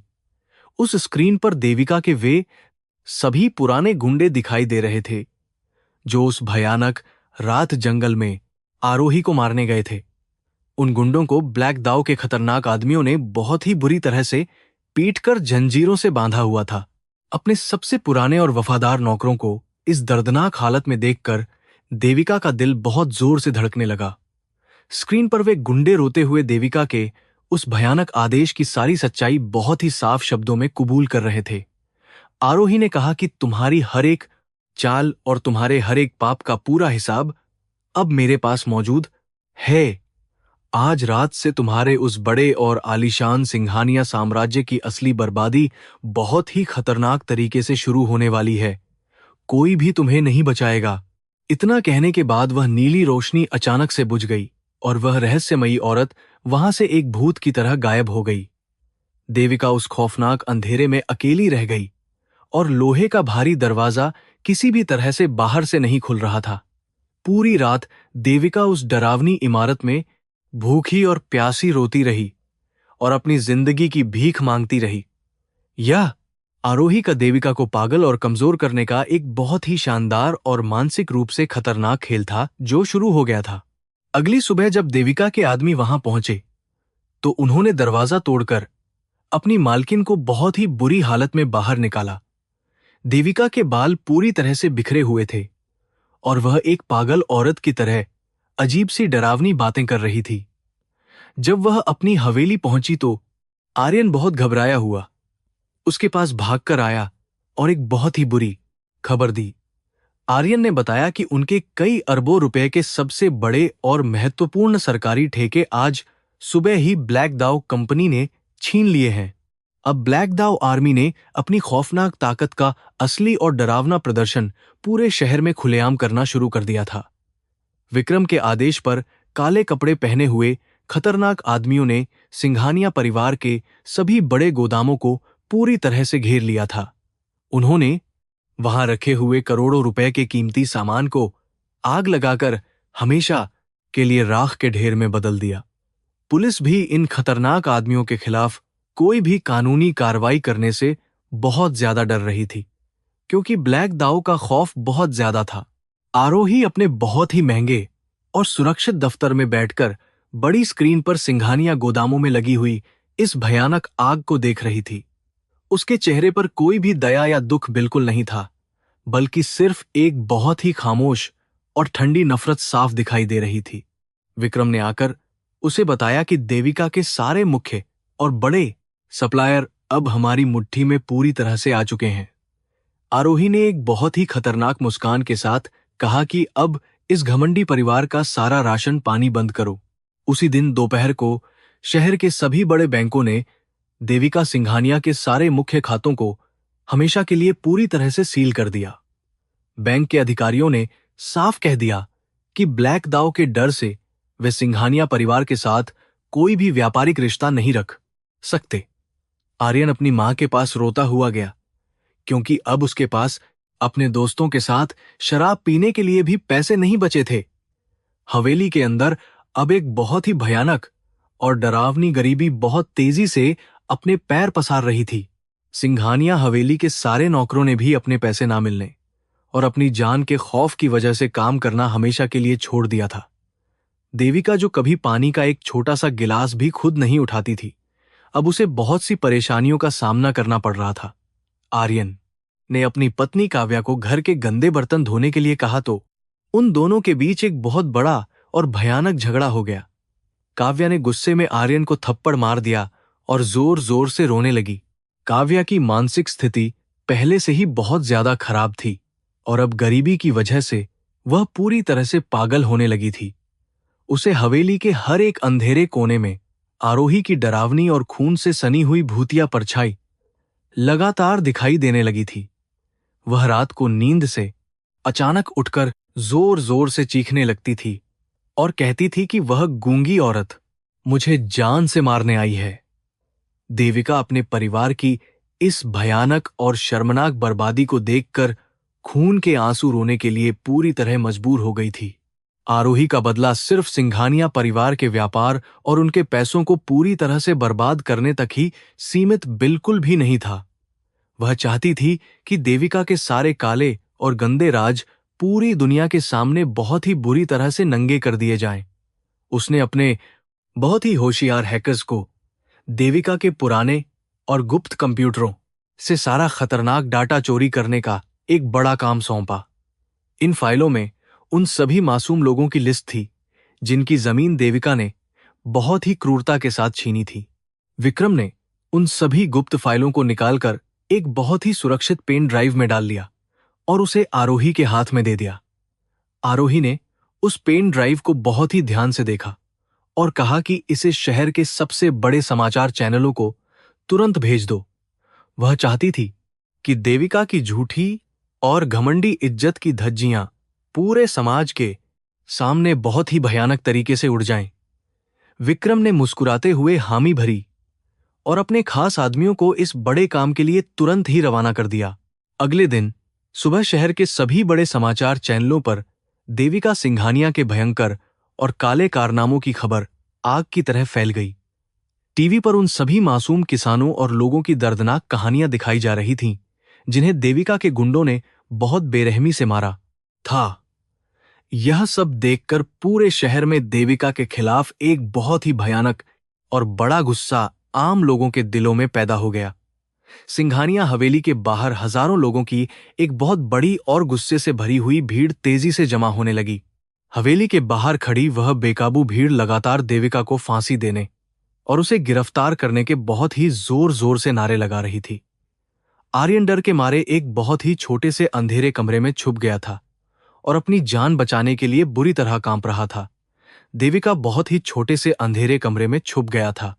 ने पुलिस को फोन करके तुरंत मदद मांगी, लेकिन पुलिस ने भी वहां आने से पूरी तरह से साफ इनकार कर दिया था। ब्लैक दाउ कॉरपोरेशन ने पुलिस के कुछ बड़े अधिकारियों को बहुत सारा पैसा देकर पहले ही अपनी तरफ मिला लिया था। देविका को अब बहुत ही अच्छे से यह बात समझ आ चुकी थी कि उसका वह विशाल और ताकतवर साम्राज्य अब हमेशा के लिए खत्म हो चुका है। उसने अपने कमरे में रखी हुई एक बहुत ही गुप्त और मजबूत तिजोरी खोली, जिसमें उसने कुछ पुराने और कीमती हीरे छुपाकर रखे हुए थे। उसने सोचा कि वह इन हीरों को लेकर किसी दूसरे देश में भाग जाएगी और अपनी बाकी की जिंदगी वहां छुपकर बहुत शांति से गुजारेगी। लेकिन आरोही ने देविका के भागने के सभी रास्तों को पहले ही पूरी तरह बंद कर दिया था। जैसे ही देविका अपने कुछ बचे हुए नौकरों के साथ हवेली के बहुत ही गुप्त और पिछले दरवाजे से बाहर निकलने की कोशिश कर रही थी, तभी वहां पर विक्रम के काले कपड़े पहने हुए बहुत सारे खूंखार और खतरनाक आदमी अपनी बड़ी गाड़ियों के साथ खड़े हुए दिखाई दिए। उन आदमियों ने देविका को चारों तरफ से घेर लिया और उसकी गाड़ी के सभी टायरों पर बहुत ही तेजी से गोलियां चला दी। देविका डर के मारे जमीन पर गिर पड़ी और हीरों से भरा हुआ वह कीमती बैग उसके कांपते हाथों से छूट गया। विक्रम के आदमियों ने बहुत ही बेरहमी के साथ देविका को घसीटकर वापस उस भयानक और पुरानी सिंघानिया हवेली के अंदर जोर से फेंक दिया। उन्होंने हवेली के सभी दरवाजों को बहुत ही मजबूत और भारी तालों से बाहर से पूरी तरह से बंद कर दिया ताकि कोई भाग ना सके। अब सिंघानिया हवेली उनके लिए एक बहुत ही खतरनाक और डरावनी जेल बन चुकी थी, जहां से बाहर निकलने का कोई भी सीधा रास्ता नहीं था। आरोही का वह भयानक और जानलेवा जाल अब इन दरिंदों के गले में बहुत कसकर बंध चुका था। आरोही अपने दफ्तर की बड़ी स्क्रीन पर ड्रोन कैमरे की मदद से सिंघानिया हवेली के अंदर का यह सारा डरावना और शानदार नजारा देख रही थी। आर्यन और देविका उस विशाल हवेली के अंदर पागलों की तरह यहां वहां भाग रहे थे और बाहर निकलने की बहुत ही नाकाम कोशिश कर रहे थे। आरोही के दिल में एक बहुत ही अजीब सा और गहरा सुकून महसूस हो रहा था, क्योंकि उसने अपनी कसम पूरी कर दी थी। जो दर्द उन्होंने उसे 5 साल पहले दिया था, आज वे खुद उसी दर्द से बहुत बुरी तरह तड़प रहे थे। आरोही ने अपनी आंखें बंद कीं और उस पुराने समय को याद किया जब वह बहुत ही कमजोर थी और कोई उसकी मदद नहीं करता था। अब वह एक बहुत ही ताकतवर और खतरनाक रानी बन चुकी थी, जिसके इशारे पर पूरा शहर और यह विशाल साम्राज्य नाच रहा था। विक्रम ने बहुत ही शांति से आकर पूछा कि क्या अब हमें पुलिस को अंदर जाने का आदेश देना चाहिए ताकि वे गिरफ्तार हो जाएं। आरोही ने अपनी खतरनाक मुस्कान के साथ कहा कि अभी इनका मानसिक खेल थोड़ा और लंबा और भयानक चलना चाहिए। सिंघानिया हवेली के अंदर अब पीने का पानी और खाने का सामान पूरी तरह से खत्म हो चुका था और वे लोग भूख से तड़प रहे थे। आर्यन ने बहुत ही गुस्से में अपनी मां देविका को धक्का दिया और कहा कि तुम्हारी वजह से ही आज हमारी यह भयानक हालत हुई है। देविका ने भी अपने बेटे को बहुत जोर से गालियां दी और दोनों के बीच एक बहुत ही डरावनी और गंदी लड़ाई शुरू हो गई। दौलत का वह सारा झूठा घमंड अब भूख और लाचारी के सामने पूरी तरह से टूटकर एकदम खत्म हो चुका था। काव्या की मानसिक हालत अब इतनी ज्यादा खराब हो चुकी थी कि उसने आर्यन पर एक तेज चाकू से बहुत ही भयानक हमला कर दिया। आर्यन के हाथ से बहुत ज्यादा खून बहने लगा और वह दर्द के मारे हवेली के ठंडे फर्श पर जोर जोर से चीखने और रोने लगा। काव्या पागलों की तरह जोर जोर से हंसने लगी और कहने लगी कि अब वह गूंगी भूतनी हम सभी को यहां पर बहुत ही बेरहमी से मार डालेगी। देविका अपने परिवार को इस तरह से जानवरों की तरह आपस में लड़ते और मरते हुए देख रही थी। तभी हवेली के सभी बड़े और महंगे स्पीकरों में अचानक से एक बहुत ही खौफनाक और तेज आवाज पूरे घर में जोर से गूंजने लगी। यह आरोही की वह नई और खतरनाक आवाज थी जिसने देविका और आर्यन के दिलों में मौत का एक बहुत ही भयानक डर पैदा कर दिया था। आरोही ने स्पीकरों के जरिए कहा कि तुम्हारे पास अब अपनी जान बचाने के लिए सिर्फ एक ही आखिरी और बहुत ही छोटा सा रास्ता बचा है। कल रात होने वाली मेरी उस बड़ी पार्टी में आकर तुम सभी को मेरे सामने घुटनों पर बैठना होगा। देविका उस भयानक और भारी आवाज को सुनकर अपने कानों पर दोनों हाथ रखकर फर्श पर बुरी तरह से कांपते हुए बैठ गई थी। उसे समझ नहीं आ रहा था कि आखिर यह रहस्यमयी और ताकतवर औरत उन्हें इतना ज्यादा और भयानक मानसिक दर्द क्यों देना चाहती है। लेकिन भूख, प्यास और मौत के इस खतरनाक डर ने देविका के सारे घमंड को बहुत ही बुरी तरह से हमेशा के लिए कुचल कर रख दिया था। उसने रोते हुए हार मान ली और उस खौफनाक पार्टी में जाने के लिए पूरी तरह से तैयार हो गई। विक्रम ने पूरे शहर के सबसे बड़े और महंगे होटल में एक बहुत ही शानदार और विशाल चैरिटी पार्टी का आयोजन बहुत ही अच्छे से किया था। इस पार्टी में शहर के सभी बड़े नेता, मीडिया और व्यापारी उस ब्लैक दाओ कॉरपोरेशन की नई रानी को देखने के लिए आ रहे थे। विक्रम ने सुरक्षा का बहुत ही कड़ा और खतरनाक इंतजाम किया था ताकि कोई भी दुश्मन उनकी इस बड़ी योजना को खराब ना कर सके।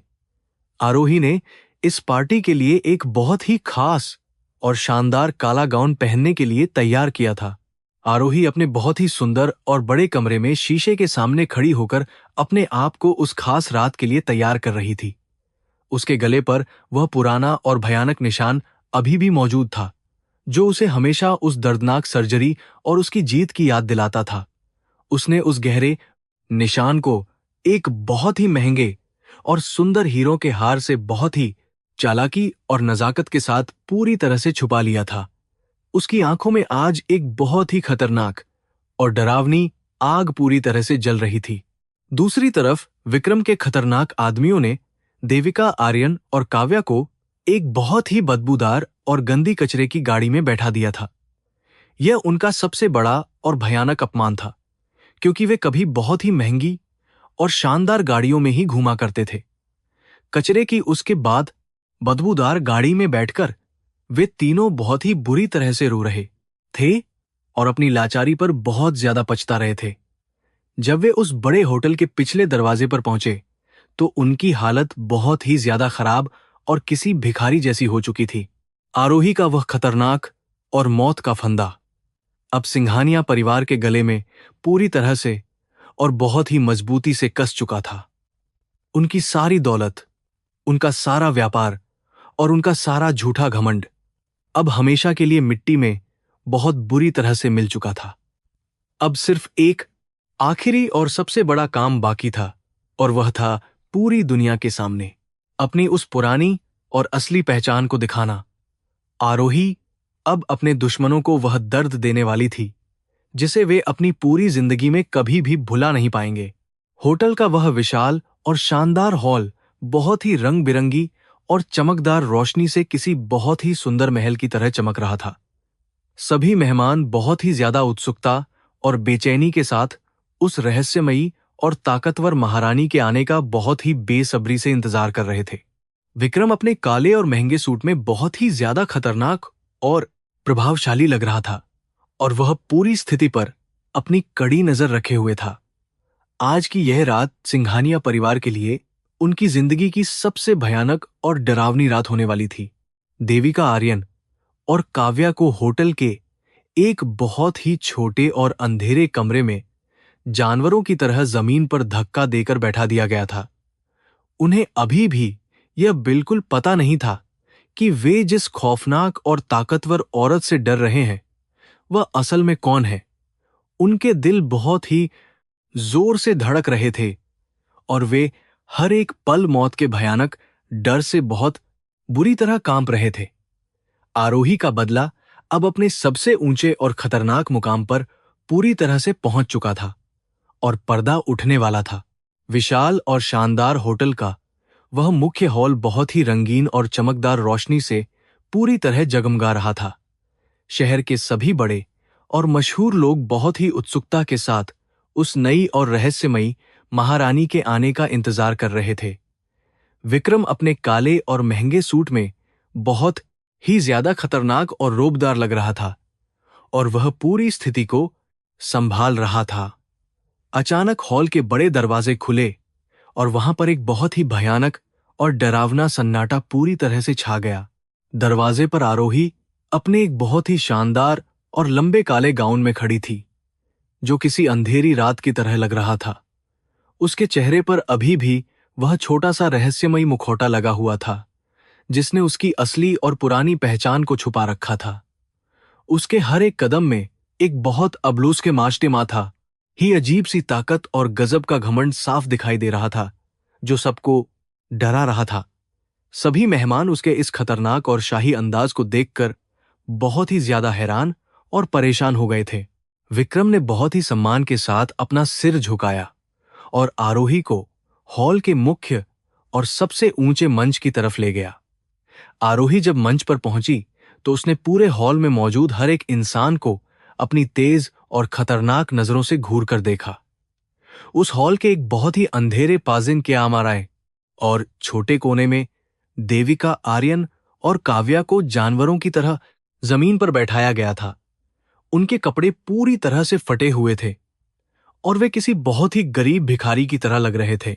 आरोही ने विक्रम को एक बहुत ही छोटा सा इशारा किया और विक्रम के खतरनाक आदमियों ने उन तीनों को घसीटना शुरू कर दिया। देविका और आर्यन बहुत ही बुरी तरह से रो रहे थे और उन आदमियों के सामने अपनी जान की भीख लगातार मांग रहे थे। उन्हें हॉल के बिल्कुल बीच में लाकर आरोही के सामने बहुत ही बेरहमी के साथ घुटनों के बल जमीन पर बैठा दिया गया। शहर के सभी बड़े अमीर लोग देविका की यह शर्मनाक और भयानक हालत देखकर पूरी तरह से हैरान रह गए थे। देविका ने अपने आंसू पोंछते हुए बहुत ही धीमी और कांपती हुई आवाज में कहा कि कृपया हमें और ज्यादा दर्द मत दो। हमने तुम्हारा ऐसा क्या बिगाड़ा है जो तुम हमारे इस पुराने और महान परिवार को इतनी बुरी तरह से बर्बाद करना चाहती हो। आरोही ने उसकी इन करने से बर्बाद करना चाहती हो। बेबस और झूठी बातों को सुनकर बहुत ही खौफनाक और ठंडी हंसी पूरे हॉल में जोर से हंस दी। उस डरावनी हंसी को सुनकर आर्यन और काव्या के शरीर में डर के मारे एक बहुत ही भयानक सिहरन दौड़ गई।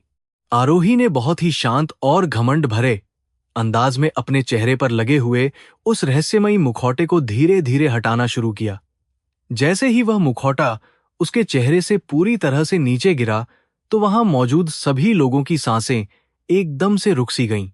देविका आर्यन और काव्या की आंखें फटी की फटी रह गईं और उनका दिमाग काम करना पूरी तरह से और हमेशा के लिए बंद हो गया। वे उस चेहरे को देखकर इतने ज्यादा डर गए थे कि उनके मुंह से कोई भी आवाज नहीं निकल पा रही थी।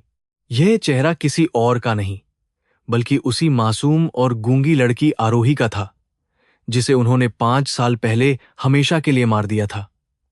देविका का पूरा शरीर इतनी बुरी तरह से कांपने लगा कि वह जमीन पर गिर पड़ी और उसे लगा कि वह कोई भयानक सपना देख रही है। आर्यन तो अपनी ही जगह पर पूरी तरह से सुन्न हो गया था और उसकी आंखों में सिर्फ एक बहुत ही भयानक और गहरा खौफ था। वे लोग इस चमत्कार को किसी भी तरह से सच मानने के लिए बिल्कुल भी तैयार नहीं थे। काव्या ने आरोही को जिंदा देखकर जोर जोर से पागलों की तरह चीखना और बहुत ही गंदे तरीके से रोना शुरू कर दिया। वह अपने बाल नोचते हुए कहने लगी कि यह कोई इंसान नहीं है, बल्कि वह गूंगी और भयानक भूतनी है जो हमें मारने आई है। काव्या की हालत इतनी ज्यादा खराब हो गई थी कि वह अपने ही नाखूनों से अपने चेहरे को बहुत बुरी तरह से खरोंचने और फाड़ने लगी थी। देविका भी अपनी पुरानी और खौफनाक गलती को याद करके बहुत ही ज्यादा डर और खौफ में डूब चुकी थी। तब आरोही ने पहली बार उन सभी लोगों के सामने अपने होंठ खोले और एक बहुत ही कड़क और तेज आवाज में बोलना शुरू किया। उसकी वह नई और खतरनाक आवाज हॉल में गूंज उठी और उसने कहा कि देविका सिंघानिया, क्या तुम्हें मेरी यह असली आवाज सुनाई दे रही है? यह असली आवाज सुनाई दे रही है। सुनकर देविका और आर्यन को एक और बहुत ही भयानक और बड़ा झटका लगा, क्योंकि आरोही तो बचपन से ही पूरी तरह से गूंगी थी। अब वह सिर्फ जिंदा ही नहीं थी, बल्कि उसकी यह भयानक आवाज किसी मौत के फरमान जैसी लग रही थी। आरोही ने अपनी खौफनाक आंखों से देविका को घूरते हुए कहा कि तुमने 5 साल पहले एक बहुत ही बड़ी और भयानक गलती की थी। तुमने मुझे एक बहुत ही गहरे और अंधेरे गड्ढे में जिंदा दफन कर दिया था, ताकि मेरा नामो निशान हमेशा के लिए पूरी तरह मिट जाए। लेकिन तुम्हें यह बिल्कुल नहीं पता था कि उसी ठंडी और गीली मिट्टी के अंदर से मेरी इस भयानक और खतरनाक नफरत का जन्म होगा। मैं उस अंधेरी और डरावनी कब्र से बाहर आई हूं, सिर्फ और सिर्फ तुम सभी दुष्टों की जिंदगी बर्बाद करने के लिए। हॉल में मौजूद सभी मेहमान आरोही की यह दर्दनाक और भयानक कहानी सुनकर बहुत ही ज्यादा सदमे में आ गए थे और घबरा रहे थे। उन्हें अब समझ में आ रहा था कि देविका सिंघानिया ने अपने झूठे घमंड के लिए कितना बड़ा और भयानक पाप किया था। विक्रम ने बहुत ही शांति से एक बहुत बड़ी स्क्रीन चालू कर दी, जिस पर देविका के सारे घिनौने और काले राज साफ दिखाई दे रहे थे। उन सबूतों को देखकर वहां मौजूद पुलिस के बड़े अधिकारियों ने भी देविका को बहुत ही नफरत भरी नजरों से देखा। आरोही ने बहुत ही ठंडे और खतरनाक अंदाज में कहा कि आर्यन, तुमने अपनी पत्नी को बचाने के लिए एक शब्द भी नहीं कहा था। तुमने इस नीच काव्या के झूठे और गंदे प्यार के लिए मुझे उस भयानक मौत के मुंह में बहुत ही बेरहमी के साथ धकेल दिया था। आज देखो, तुम्हारी यह खूबसूरत पत्नी पूरी तरह से पागल हो चुकी है और तुम्हारी मां एक भिखारी की तरह मेरे पैरों में रो रही है। तुमने मुझसे मेरा सब कुछ छीन लिया था और आज मैंने तुम्हारा पूरा साम्राज्य हमेशा के लिए खत्म कर दिया है। आर्यन ने बहुत ही बेशर्मी के साथ आरोही के पैरों को पकड़ लिया और अपनी जान बचाने के लिए जोर जोर से रोने लगा। उसने कहा कि मुझे माफ कर दो, मैं अपनी मां और काव्या की गंदी बातों में पूरी तरह से अंधा और पागल हो गया था। आरोही ने बहुत ही ज्यादा नफरत के साथ आर्यन को एक जोरदार लात मारी और उसे अपने पैरों से बहुत दूर जमीन पर फेंक दिया। उसने कहा कि तुम जैसे कमजोर और धोखेबाज इंसान के लिए मेरी इस नई दुनिया में कोई भी माफी बिल्कुल भी नहीं है। देविका ने अपनी आखिरी और बची हुई झूठी हिम्मत को इकट्ठा किया और बहुत ही तेज आवाज में चिल्लाकर आरोही को गालियां देना शुरू कर दिया। उसने कहा कि तुम बस एक सड़क की भिखारिन हो और तुमने धोखे से मेरे इस विशाल और महान साम्राज्य को पूरी तरह से चुराया है। आरोही ने अपनी जगह से बिल्कुल भी हिले बिना देविका की तरफ एक बहुत ही खतरनाक और डरावनी नजर से देखा और मुस्कुरा दी। उसने कहा कि तुम्हारा यह झूठा और गंदा घमंड ही तुम्हारी सबसे बड़ी और खतरनाक मौत का कारण बनेगा। आरोही ने पूरे हॉल में अपनी तेज आवाज को गूंजाते हुए कहा कि आज मैं इस सिंघानिया परिवार को पूरी दुनिया के सामने खत्म करती हूं। इनकी सारी दौलत, इनके सारे कारखाने और इनका वह आलीशान महल अब पूरी तरह से ब्लैक दाव कॉरपोरेशन का हिस्सा बन चुका है। मैंने इन दरिंदों को सिर्फ सड़क पर ही नहीं लाया है, बल्कि मैं इन्हें इनके हर एक भयानक पाप की बहुत ही कड़ी सजा भी दूंगी। कोई भी कानून या कोई भी बड़ा नेता अब इस दुष्ट और पापी परिवार को मुझसे बिल्कुल भी नहीं बचा सकता। विक्रम ने तुरंत पुलिस के उन बड़े अधिकारियों को एक बहुत ही सख्त इशारा किया जो इस बड़े हॉल में पहले से ही मौजूद थे। पुलिस वाले तेजी से आगे आए और उन्होंने देविका और आर्यन के हाथों में लोहे की बहुत ही मजबूत और भारी हथकड़ियां पहना दी। देविका ये सब देखकर बहुत ही बुरी तरह से पागलों की तरह चीखने लगी और कहने लगी कि तुम मुझे इस तरह से गिरफ्तार नहीं कर सकते। लेकिन उसके सारे पुराने और बड़े दोस्त वहां से चुपचाप सिर झुकाकर भागने लगे थे, क्योंकि कोई उसकी मदद नहीं करना चाहता था। काव्या की हालत इतनी ज्यादा डरावनी हो चुकी थी कि पुलिस वालों को उसे पकड़ने के लिए बहुत ही ज्यादा मशक्कत और मेहनत करनी पड़ी। वह बार बार आरोही की तरफ इशारा करके रो रही थी और चिल्ला रही थी कि वह भूतनी मेरा खून पीने के लिए आई है। अंत में डॉक्टरों की एक टीम ने आकर काव्या को एक बहुत ही भारी नींद का इंजेक्शन दिया और उसे एम्बुलेंस में डालकर वहां से ले गए। यह उस घमंडी और खूबसूरत औरत का सबसे भयानक और दर्दनाक अंत था, जिसने आरोही की जिंदगी खराब की थी। आरोही बहुत ही शांत और गहरे सुकून के साथ देविका और आर्यन को पुलिस के साथ वहां से घसीटते हुए बाहर जाते हुए देख रही थी। उसके दिल में जल रही वह 5 साल पुरानी नफरत की आग आज पूरी तरह से शांत और बहुत ही ज्यादा ठंडी हो चुकी थी। उसने अपने दुश्मनों को सिर्फ मारा नहीं था, बल्कि उन्हें तिल तिल कर तड़पने और अपनी मौत मांगने के लिए पूरी तरह से मजबूर कर दिया था। यह उसकी एक बहुत ही शानदार और ऐतिहासिक जीत थी, जिसे अंडरवर्ल्ड में हमेशा के लिए याद रखा जाने वाला था। पार्टी में आए हुए सभी मेहमानों ने आरोही की इस खौफनाक और भयानक ताकत को बहुत ही अच्छी तरह से और करीब से देख लिया था। हर कोई अब इस बात को पूरी तरह से समझ चुका था कि ब्लैक दाओ की इस नई महारानी से कभी भी कोई दुश्मनी नहीं लेनी चाहिए। आरोही ने अपने हाथ में शराब का एक नया और कीमती गिलास उठाया और विक्रम की तरफ देखकर एक बहुत ही हल्की सी और शांत मुस्कान दी। विक्रम ने भी अपना गिलास ऊपर उठाया और इस बहुत ही बड़ी और शानदार जीत का जश्न मनाया। जब वह पार्टी खत्म हुई और सारे डरे हुए मेहमान वहां से चले गए, तो आरोही अकेले उस बड़े और खाली हॉल में खड़ी थी। उसने अपने गले के उस भयानक निशान को धीरे से छुआ, जो उस दर्दनाक और खतरनाक सर्जरी की वजह से हमेशा के लिए बन गया था। वह निशान उसकी सबसे बड़ी ताकत और उसके इस खौफनाक सफर का एक बहुत ही गहरा और महत्वपूर्ण हिस्सा था, जिसे वह कभी भी भूल नहीं सकती थी। आज उसने अपने उन सारे पुराने और दर्दनाक आंसुओं का बदला बहुत ही भयानक तरीके से ले लिया था। विक्रम ने बहुत ही धीरे से आकर आरोही के कंधे पर अपना मजबूत हाथ रखा और कहा कि तुमने आज एक बहुत ही महान काम किया है। आरोही ने एक गहरी सांस ली और कहा कि यह कहानी अभी तक पूरी तरह से खत्म नहीं हुई है और आगे बहुत कुछ बाकी है। देविका सिंघानिया जेल के अंदर बैठकर भी बहुत सी खतरनाक और नीच चालें चलने की पूरी कोशिश जरूर करेगी, क्योंकि वह एक बहुत बड़ी नागिन है। हमें उसके हर एक गंदे खेल को हमेशा के लिए खत्म करने के लिए पूरी तरह से तैयार रहना होगा। जेल की एक बहुत ही छोटी और बदबूदार काल कोठरी में देविका सिंघानिया को पागलों की तरह जमीन पर पटक कर बहुत ही बेरहमी से डाल दिया गया था। वहां ना कोई आराम था और ना ही कोई अच्छा खाना था, बल्कि सिर्फ बहुत ही भयानक अंधेरा और कई सारे गंदे चूहे वहां घूम रहे थे। देविका अपनी इस भयानक और शर्मनाक हालत को देखकर जोर जोर से रो रही थी और दीवारों पर अपना सिर बहुत ही बुरी तरह से पटक रही थी। उसका वह सारा झूठा घमंड अब इन ठंडी और गंदी दीवारों के बीच घुटकर मर रहा था। आर्यन को भी दूसरे कैदियों के साथ बहुत ही गंदे और छोटे वार्ड में रखा गया था, जहां हर कोई उसे बहुत ही नीची नजरों से देख रहा था।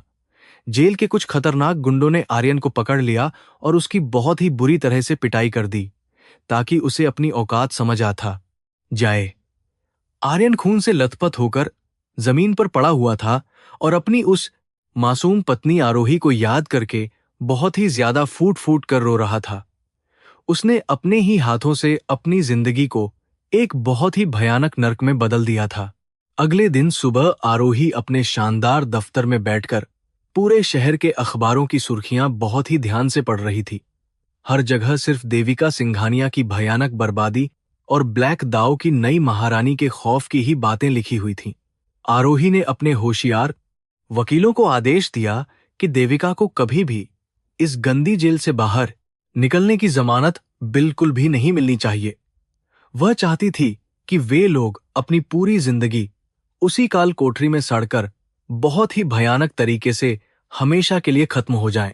उसी दिन दोपहर को विक्रम ने एक और बहुत ही शानदार और अच्छी खबर आरोही को आकर सुनाई, जिससे वह बहुत खुश हो गई।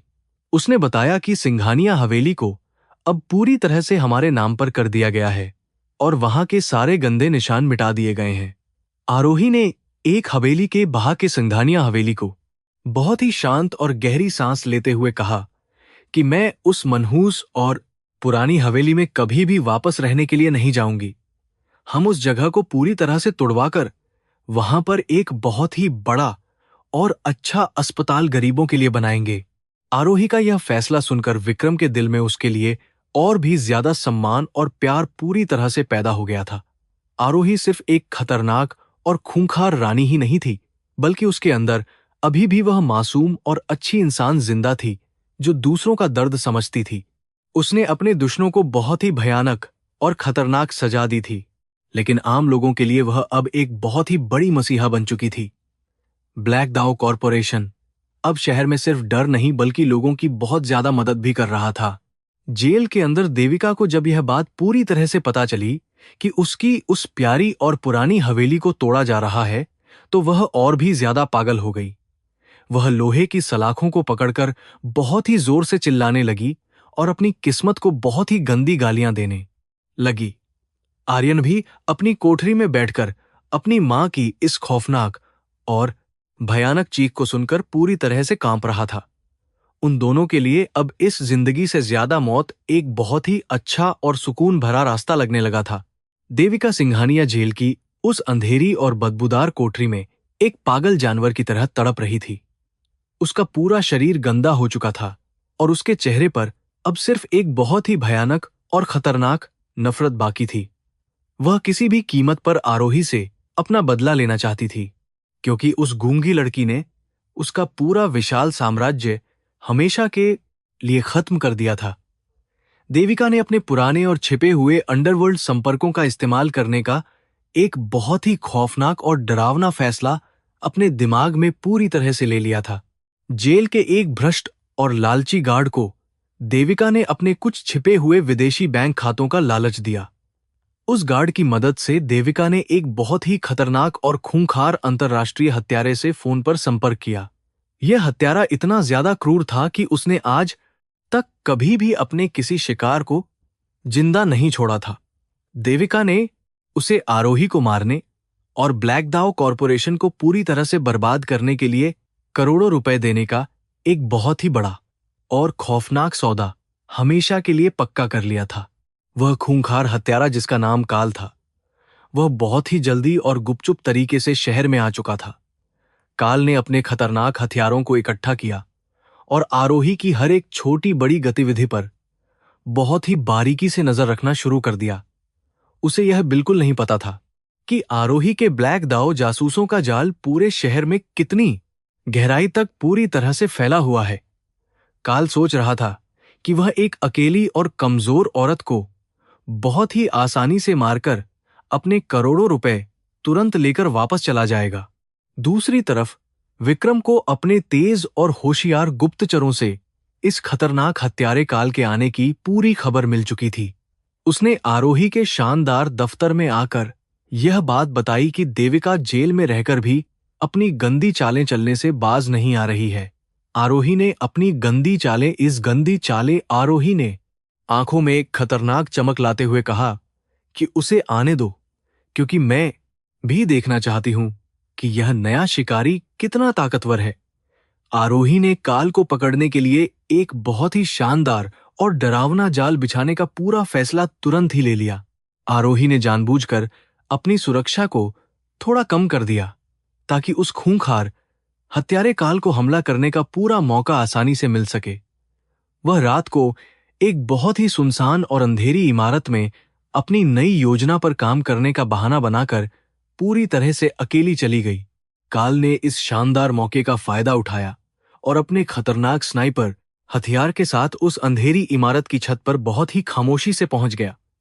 उसे लग रहा था कि उसका शिकार अब पूरी तरह से उसकी बंदूक के भयानक निशाने पर मौजूद है। जैसे ही काल ने अपनी बंदूक का ट्रिगर दबाने के लिए अपनी उंगली को आगे बढ़ाया, अचानक पीछे से एक बहुत ही तेज वार हुआ। विक्रम के सबसे बेहतरीन और खूंखार कमांडरों ने काल को चारों तरफ से घेर लिया था और उसकी बंदूक को जमीन पर फेंक दिया। काल ने अपनी चाकू निकालकर उन आदमियों पर हमला करने की बहुत ही तेज और भयानक कोशिश की, लेकिन वह बुरी तरह से नाकाम रहा।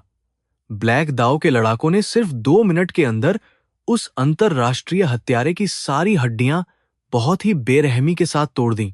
आरोही बहुत ही शांत और घमंड भरे कदमों के साथ सीढ़ियां चढ़कर छत पर आई और उस खून से लथपथ काल को ध्यान से देखा। काल दर्द के मारे जमीन पर तड़प रहा था और उसे अपनी इस भयानक और शर्मनाक हार पर बिल्कुल भी विश्वास नहीं हो रहा था।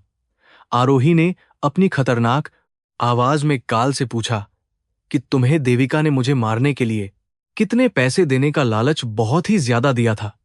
काल ने अपनी जान बचाने के लिए रोते हुए देविका के सारे गंदे राज आरोही के सामने पूरी तरह से उगल दिए।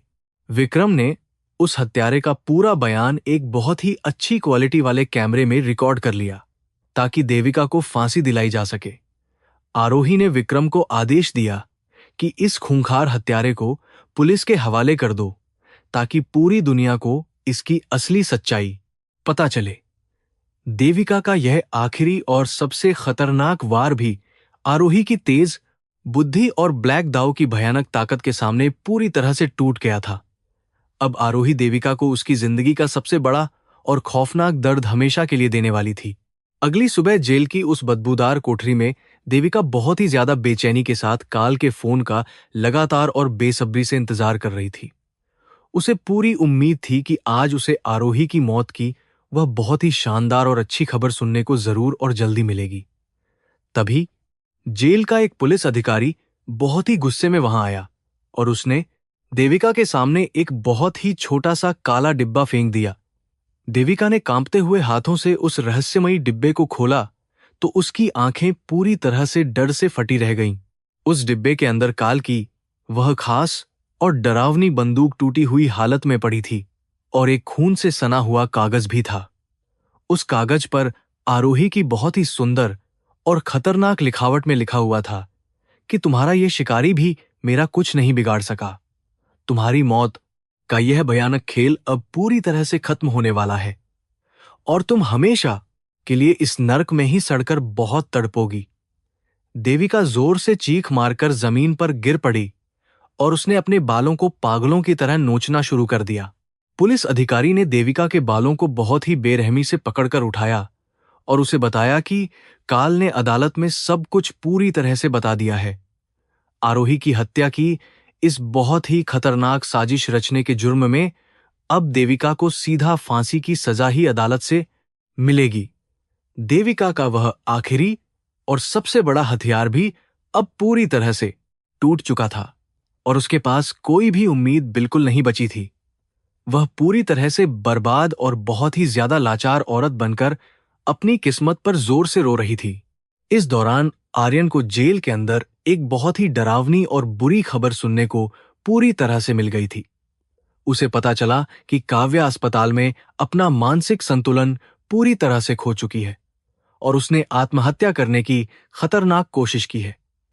आर्यन को अपने किए हुए 19 सारे पापों पर बहुत ही ज्यादा शर्मिंदगी और पछतावा हो रहा था, जिसकी वजह से यह सब हुआ। उसने अपने गंदे और खुरदरे हाथों से अपने चेहरे को छुपा लिया और बहुत ही फूट फूट कर बच्चों की तरह रोने लगा। विक्रम ने आरोही के दफ्तर में आकर उसे देविका की इस दर्दनाक और भयानक स्थिति के बारे में पूरी तरह से जानकारी दी। आरोही अपनी आरामदायक कुर्सी पर बैठकर अपनी बड़ी खिड़की से बाहर चमकते हुए शहर को बहुत ही ज्यादा सुकून से देख रही थी।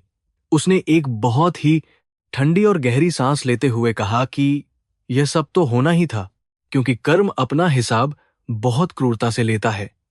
देविका सिंघानिया ने जो भी बड़े पाप मेरे साथ और आम लोगों के साथ किए थे, आज उन सभी का पूरा अंत हो गया है।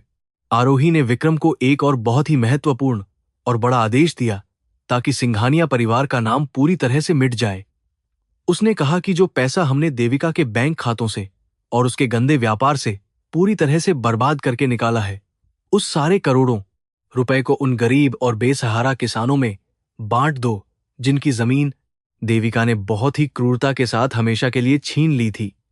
यह सुनकर विक्रम बहुत ही ज्यादा खुश हुआ और उसने आरोही को एक बहुत ही शानदार और सम्मानजनक सलामी तुरंत ही दे दी।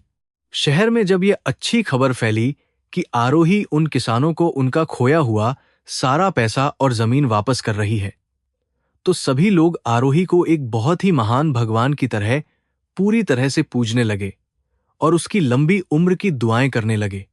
ब्लैक दाव कॉरपोरेशन अब सिर्फ एक डरावना और खतरनाक अंडरवर्ल्ड का नाम नहीं रह गया था, बल्कि वह गरीबों के लिए एक बहुत ही बड़ा सहारा बन गया था। आरोही ने अपनी सारी नफरत को एक बहुत ही अच्छी और नेक ताकत में पूरी तरह से बदल दिया था। आरोही ने अपनी उस खतरनाक और डरावनी जिंदगी के पन्नों को एक एक करके हमेशा के लिए बंद करने का पूरा फैसला ले लिया था।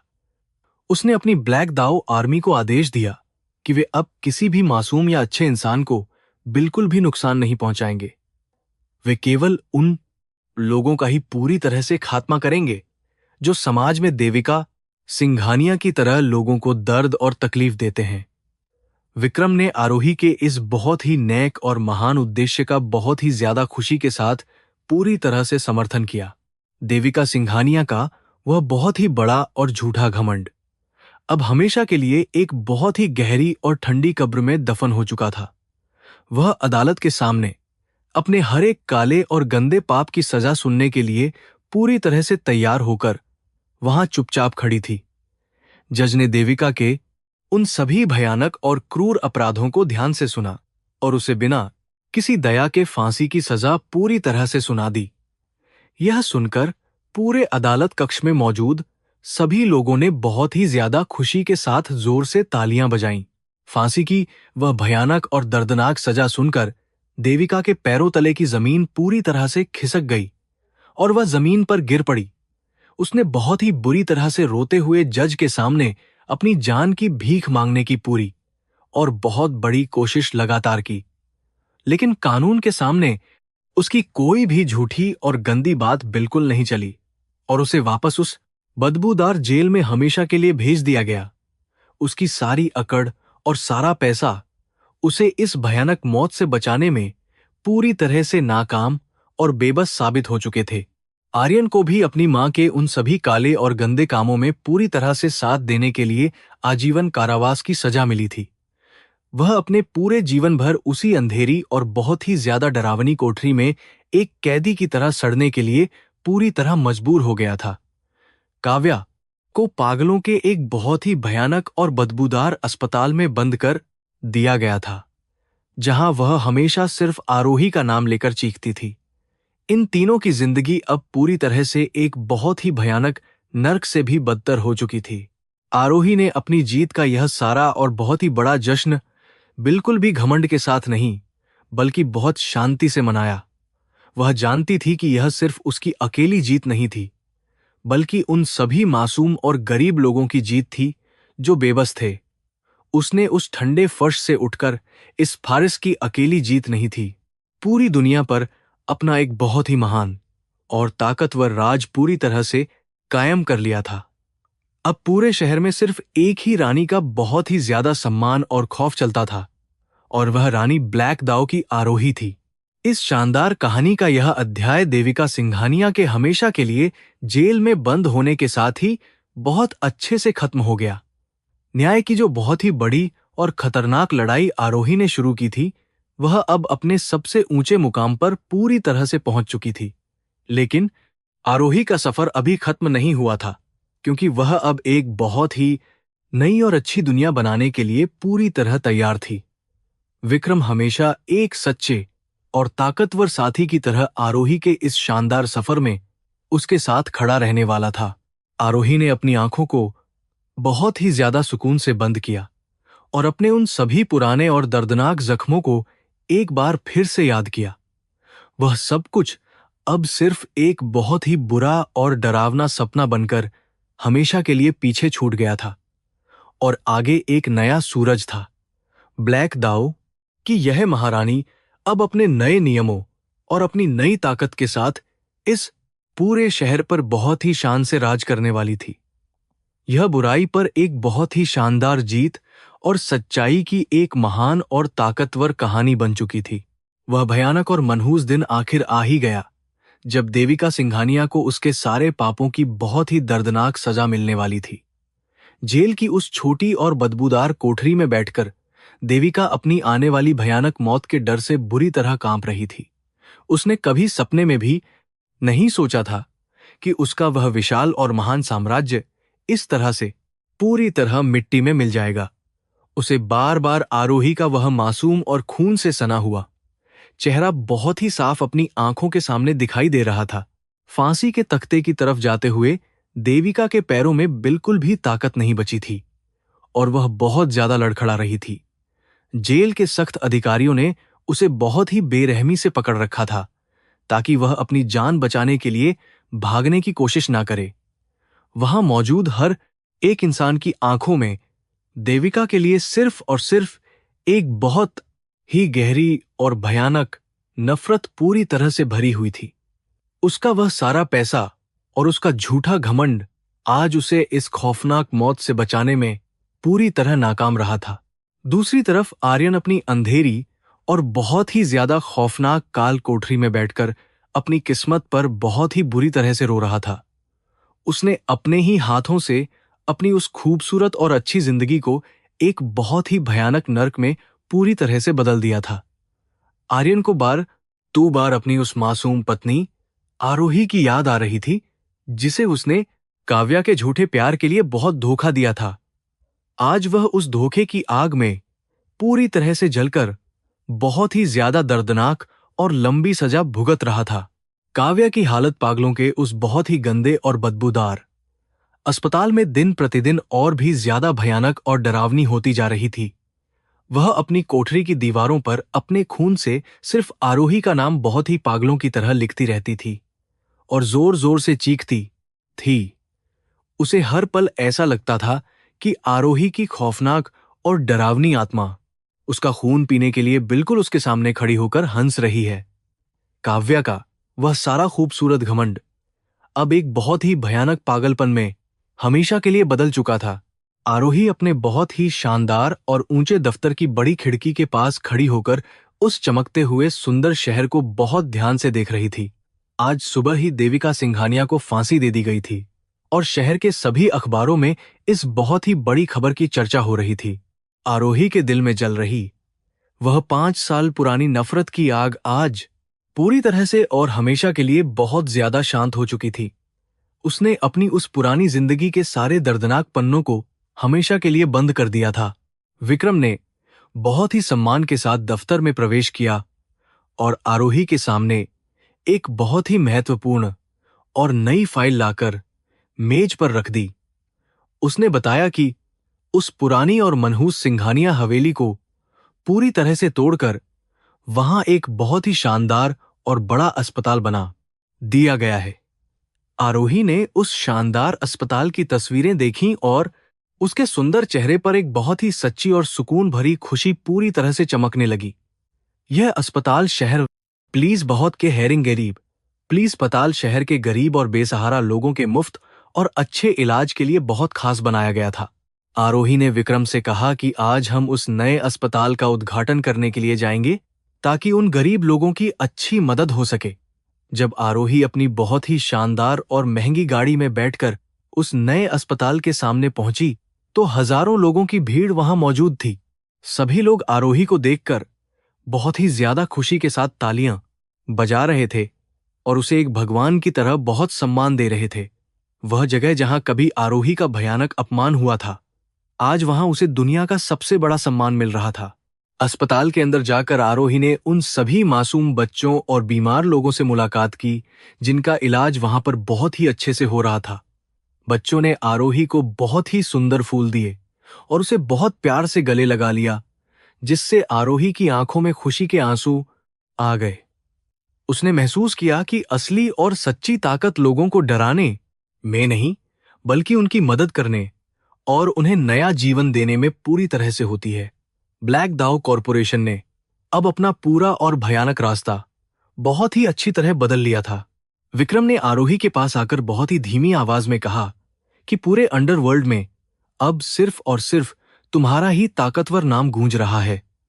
शहर के सारे बड़े गुंडे और भ्रष्ट नेता अब ब्लैक दाउ के डर से कोई भी गलत काम करने से बहुत ही बुरी तरह से कांपते हैं। आरोही ने अपनी खतरनाक लेकिन शांत आवाज में कहा कि मैं इस शहर में कभी भी किसी मासूम इंसान पर कोई भी जुल्म बिल्कुल नहीं होने दूंगी। हमारा काम अब सिर्फ उन जालिम और गंदे लोगों को खत्म करना है जो कानून को नहीं मानते। आरोही का यह नया और बहुत ही महान रूप देखकर विक्रम को उस पर बहुत ही ज्यादा गर्व और गहरा सम्मान पूरी तरह से महसूस होने लगा। उसने अपने दिल में यह पक्का कसम खा लिया था कि वह अपनी जिंदगी की आखिरी सांस तक आरोही की पूरी और वफादार रक्षा हमेशा करेगा। आरोही सिर्फ एक खूंखार और ताकतवर रानी ही नहीं थी, बल्कि वह एक बहुत ही अच्छी और सच्ची इंसान बनकर पूरी तरह से सामने आ चुकी थी। उसका यह सफर बहुत ही भयानक दर्द से शुरू होकर एक बहुत ही शानदार जीत पर खत्म हुआ था। रात के समय आरोही अपने बहुत ही शांत और सुंदर कमरे में अकेली बैठकर उस पुराने और भयानक दिन को बहुत ही गहराई से याद कर रही थी। उसने शीशे के सामने खड़े होकर अपने गले के उस निशान को देखा जो उसे उसकी उस डरावनी और दर्दनाक सर्जरी की याद हमेशा दिलाता था। आज वह निशान उसे कोई भी दुख नहीं देता था, बल्कि वह उसकी सबसे बड़ी और महान ताकत का एक बहुत ही सुंदर प्रतीक पूरी तरह बन चुका था। उसने अपनी पुरानी खामोशी को अपनी सबसे बड़ी और भयानक गूंज में बहुत ही अच्छे से बदल दिया था।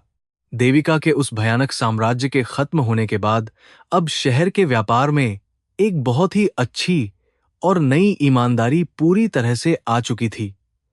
आरोही ने अपनी बहुत ही तेज और शानदार बुद्धि का इस्तेमाल करके शहर की अर्थव्यवस्था को एक बहुत ही नई और मजबूत ऊंचाई तक अच्छे से पहुंचा दिया था। जो लोग कभी सिंघानिया परिवार के बहुत ही खौफनाक और गंदे कर्ज तले बुरी तरह दबे हुए थे, आज वे पूरी तरह से आजाद होकर अपनी जिंदगी जी रहे थे। आरोही उनके लिए किसी बहुत ही महान और चमत्कारी फरिश्ते से कम नहीं थी। एक बहुत ही बड़े और मशहूर अखबार के पत्रकार ने आरोही से एक खास और लंबा इंटरव्यू लेने की बहुत ही ज्यादा गुजारिश और प्रार्थना की। आरोही ने अपनी पूरी कहानी को बहुत ही शानदार तरीके से दुनिया के सामने रखने का एक बहुत ही अच्छा और बड़ा फैसला पूरी तरह से ले लिया। उसने बताया कि कैसे एक कमजोर और गूंगी लड़की को अपनी सच्चाई और अपनी हिम्मत के दम पर दुनिया की सबसे ताकतवर औरत बहुत मेहनत से बनना पड़ा। यह दर्दनाक कहानी सुनकर पूरे शहर के लोगों की आंखों में बहुत ही ज्यादा आंसू पूरी तरह आ गए। उस शानदार इंटरव्यू के बाद आरोही का पूरा नाम पूरी दुनिया में बहुत ही ज्यादा मशहूर और बहुत ही ज्यादा ताकतवर पूरी तरह से बन चुका था। बहुत सारी कमजोर और बेबस महिलाएं अब आरोही को अपना एक बहुत ही महान आदर्श मानकर अपनी जिंदगी में बहुत ही बहादुरी के साथ आगे बढ़ रही थीं। आरोही ने उन सभी महिलाओं के लिए एक बहुत ही बड़ा और सुरक्षित संस्थान भी खोला, जहां उन्हें अच्छी शिक्षा और बहुत ही बेहतरीन सुरक्षा मिलती थी। आरोही ने अपने दर्द को पूरी दुनिया के लिए एक बहुत ही अच्छी दवा में बदल दिया था। कुछ समय बाद आरोही ने अपने ब्लैक दाव आर्मी के सभी खतरनाक और तेज कमांडरों को एक बहुत ही खास और गुप्त बैठक के लिए तुरंत बुलाया। उसने अपने सभी वफादार आदमियों को बहुत ही कड़े और सख्त आदेश दिए कि वे शहर में शांति और बहुत ही अच्छी सुरक्षा को हमेशा कायम रखेंगे।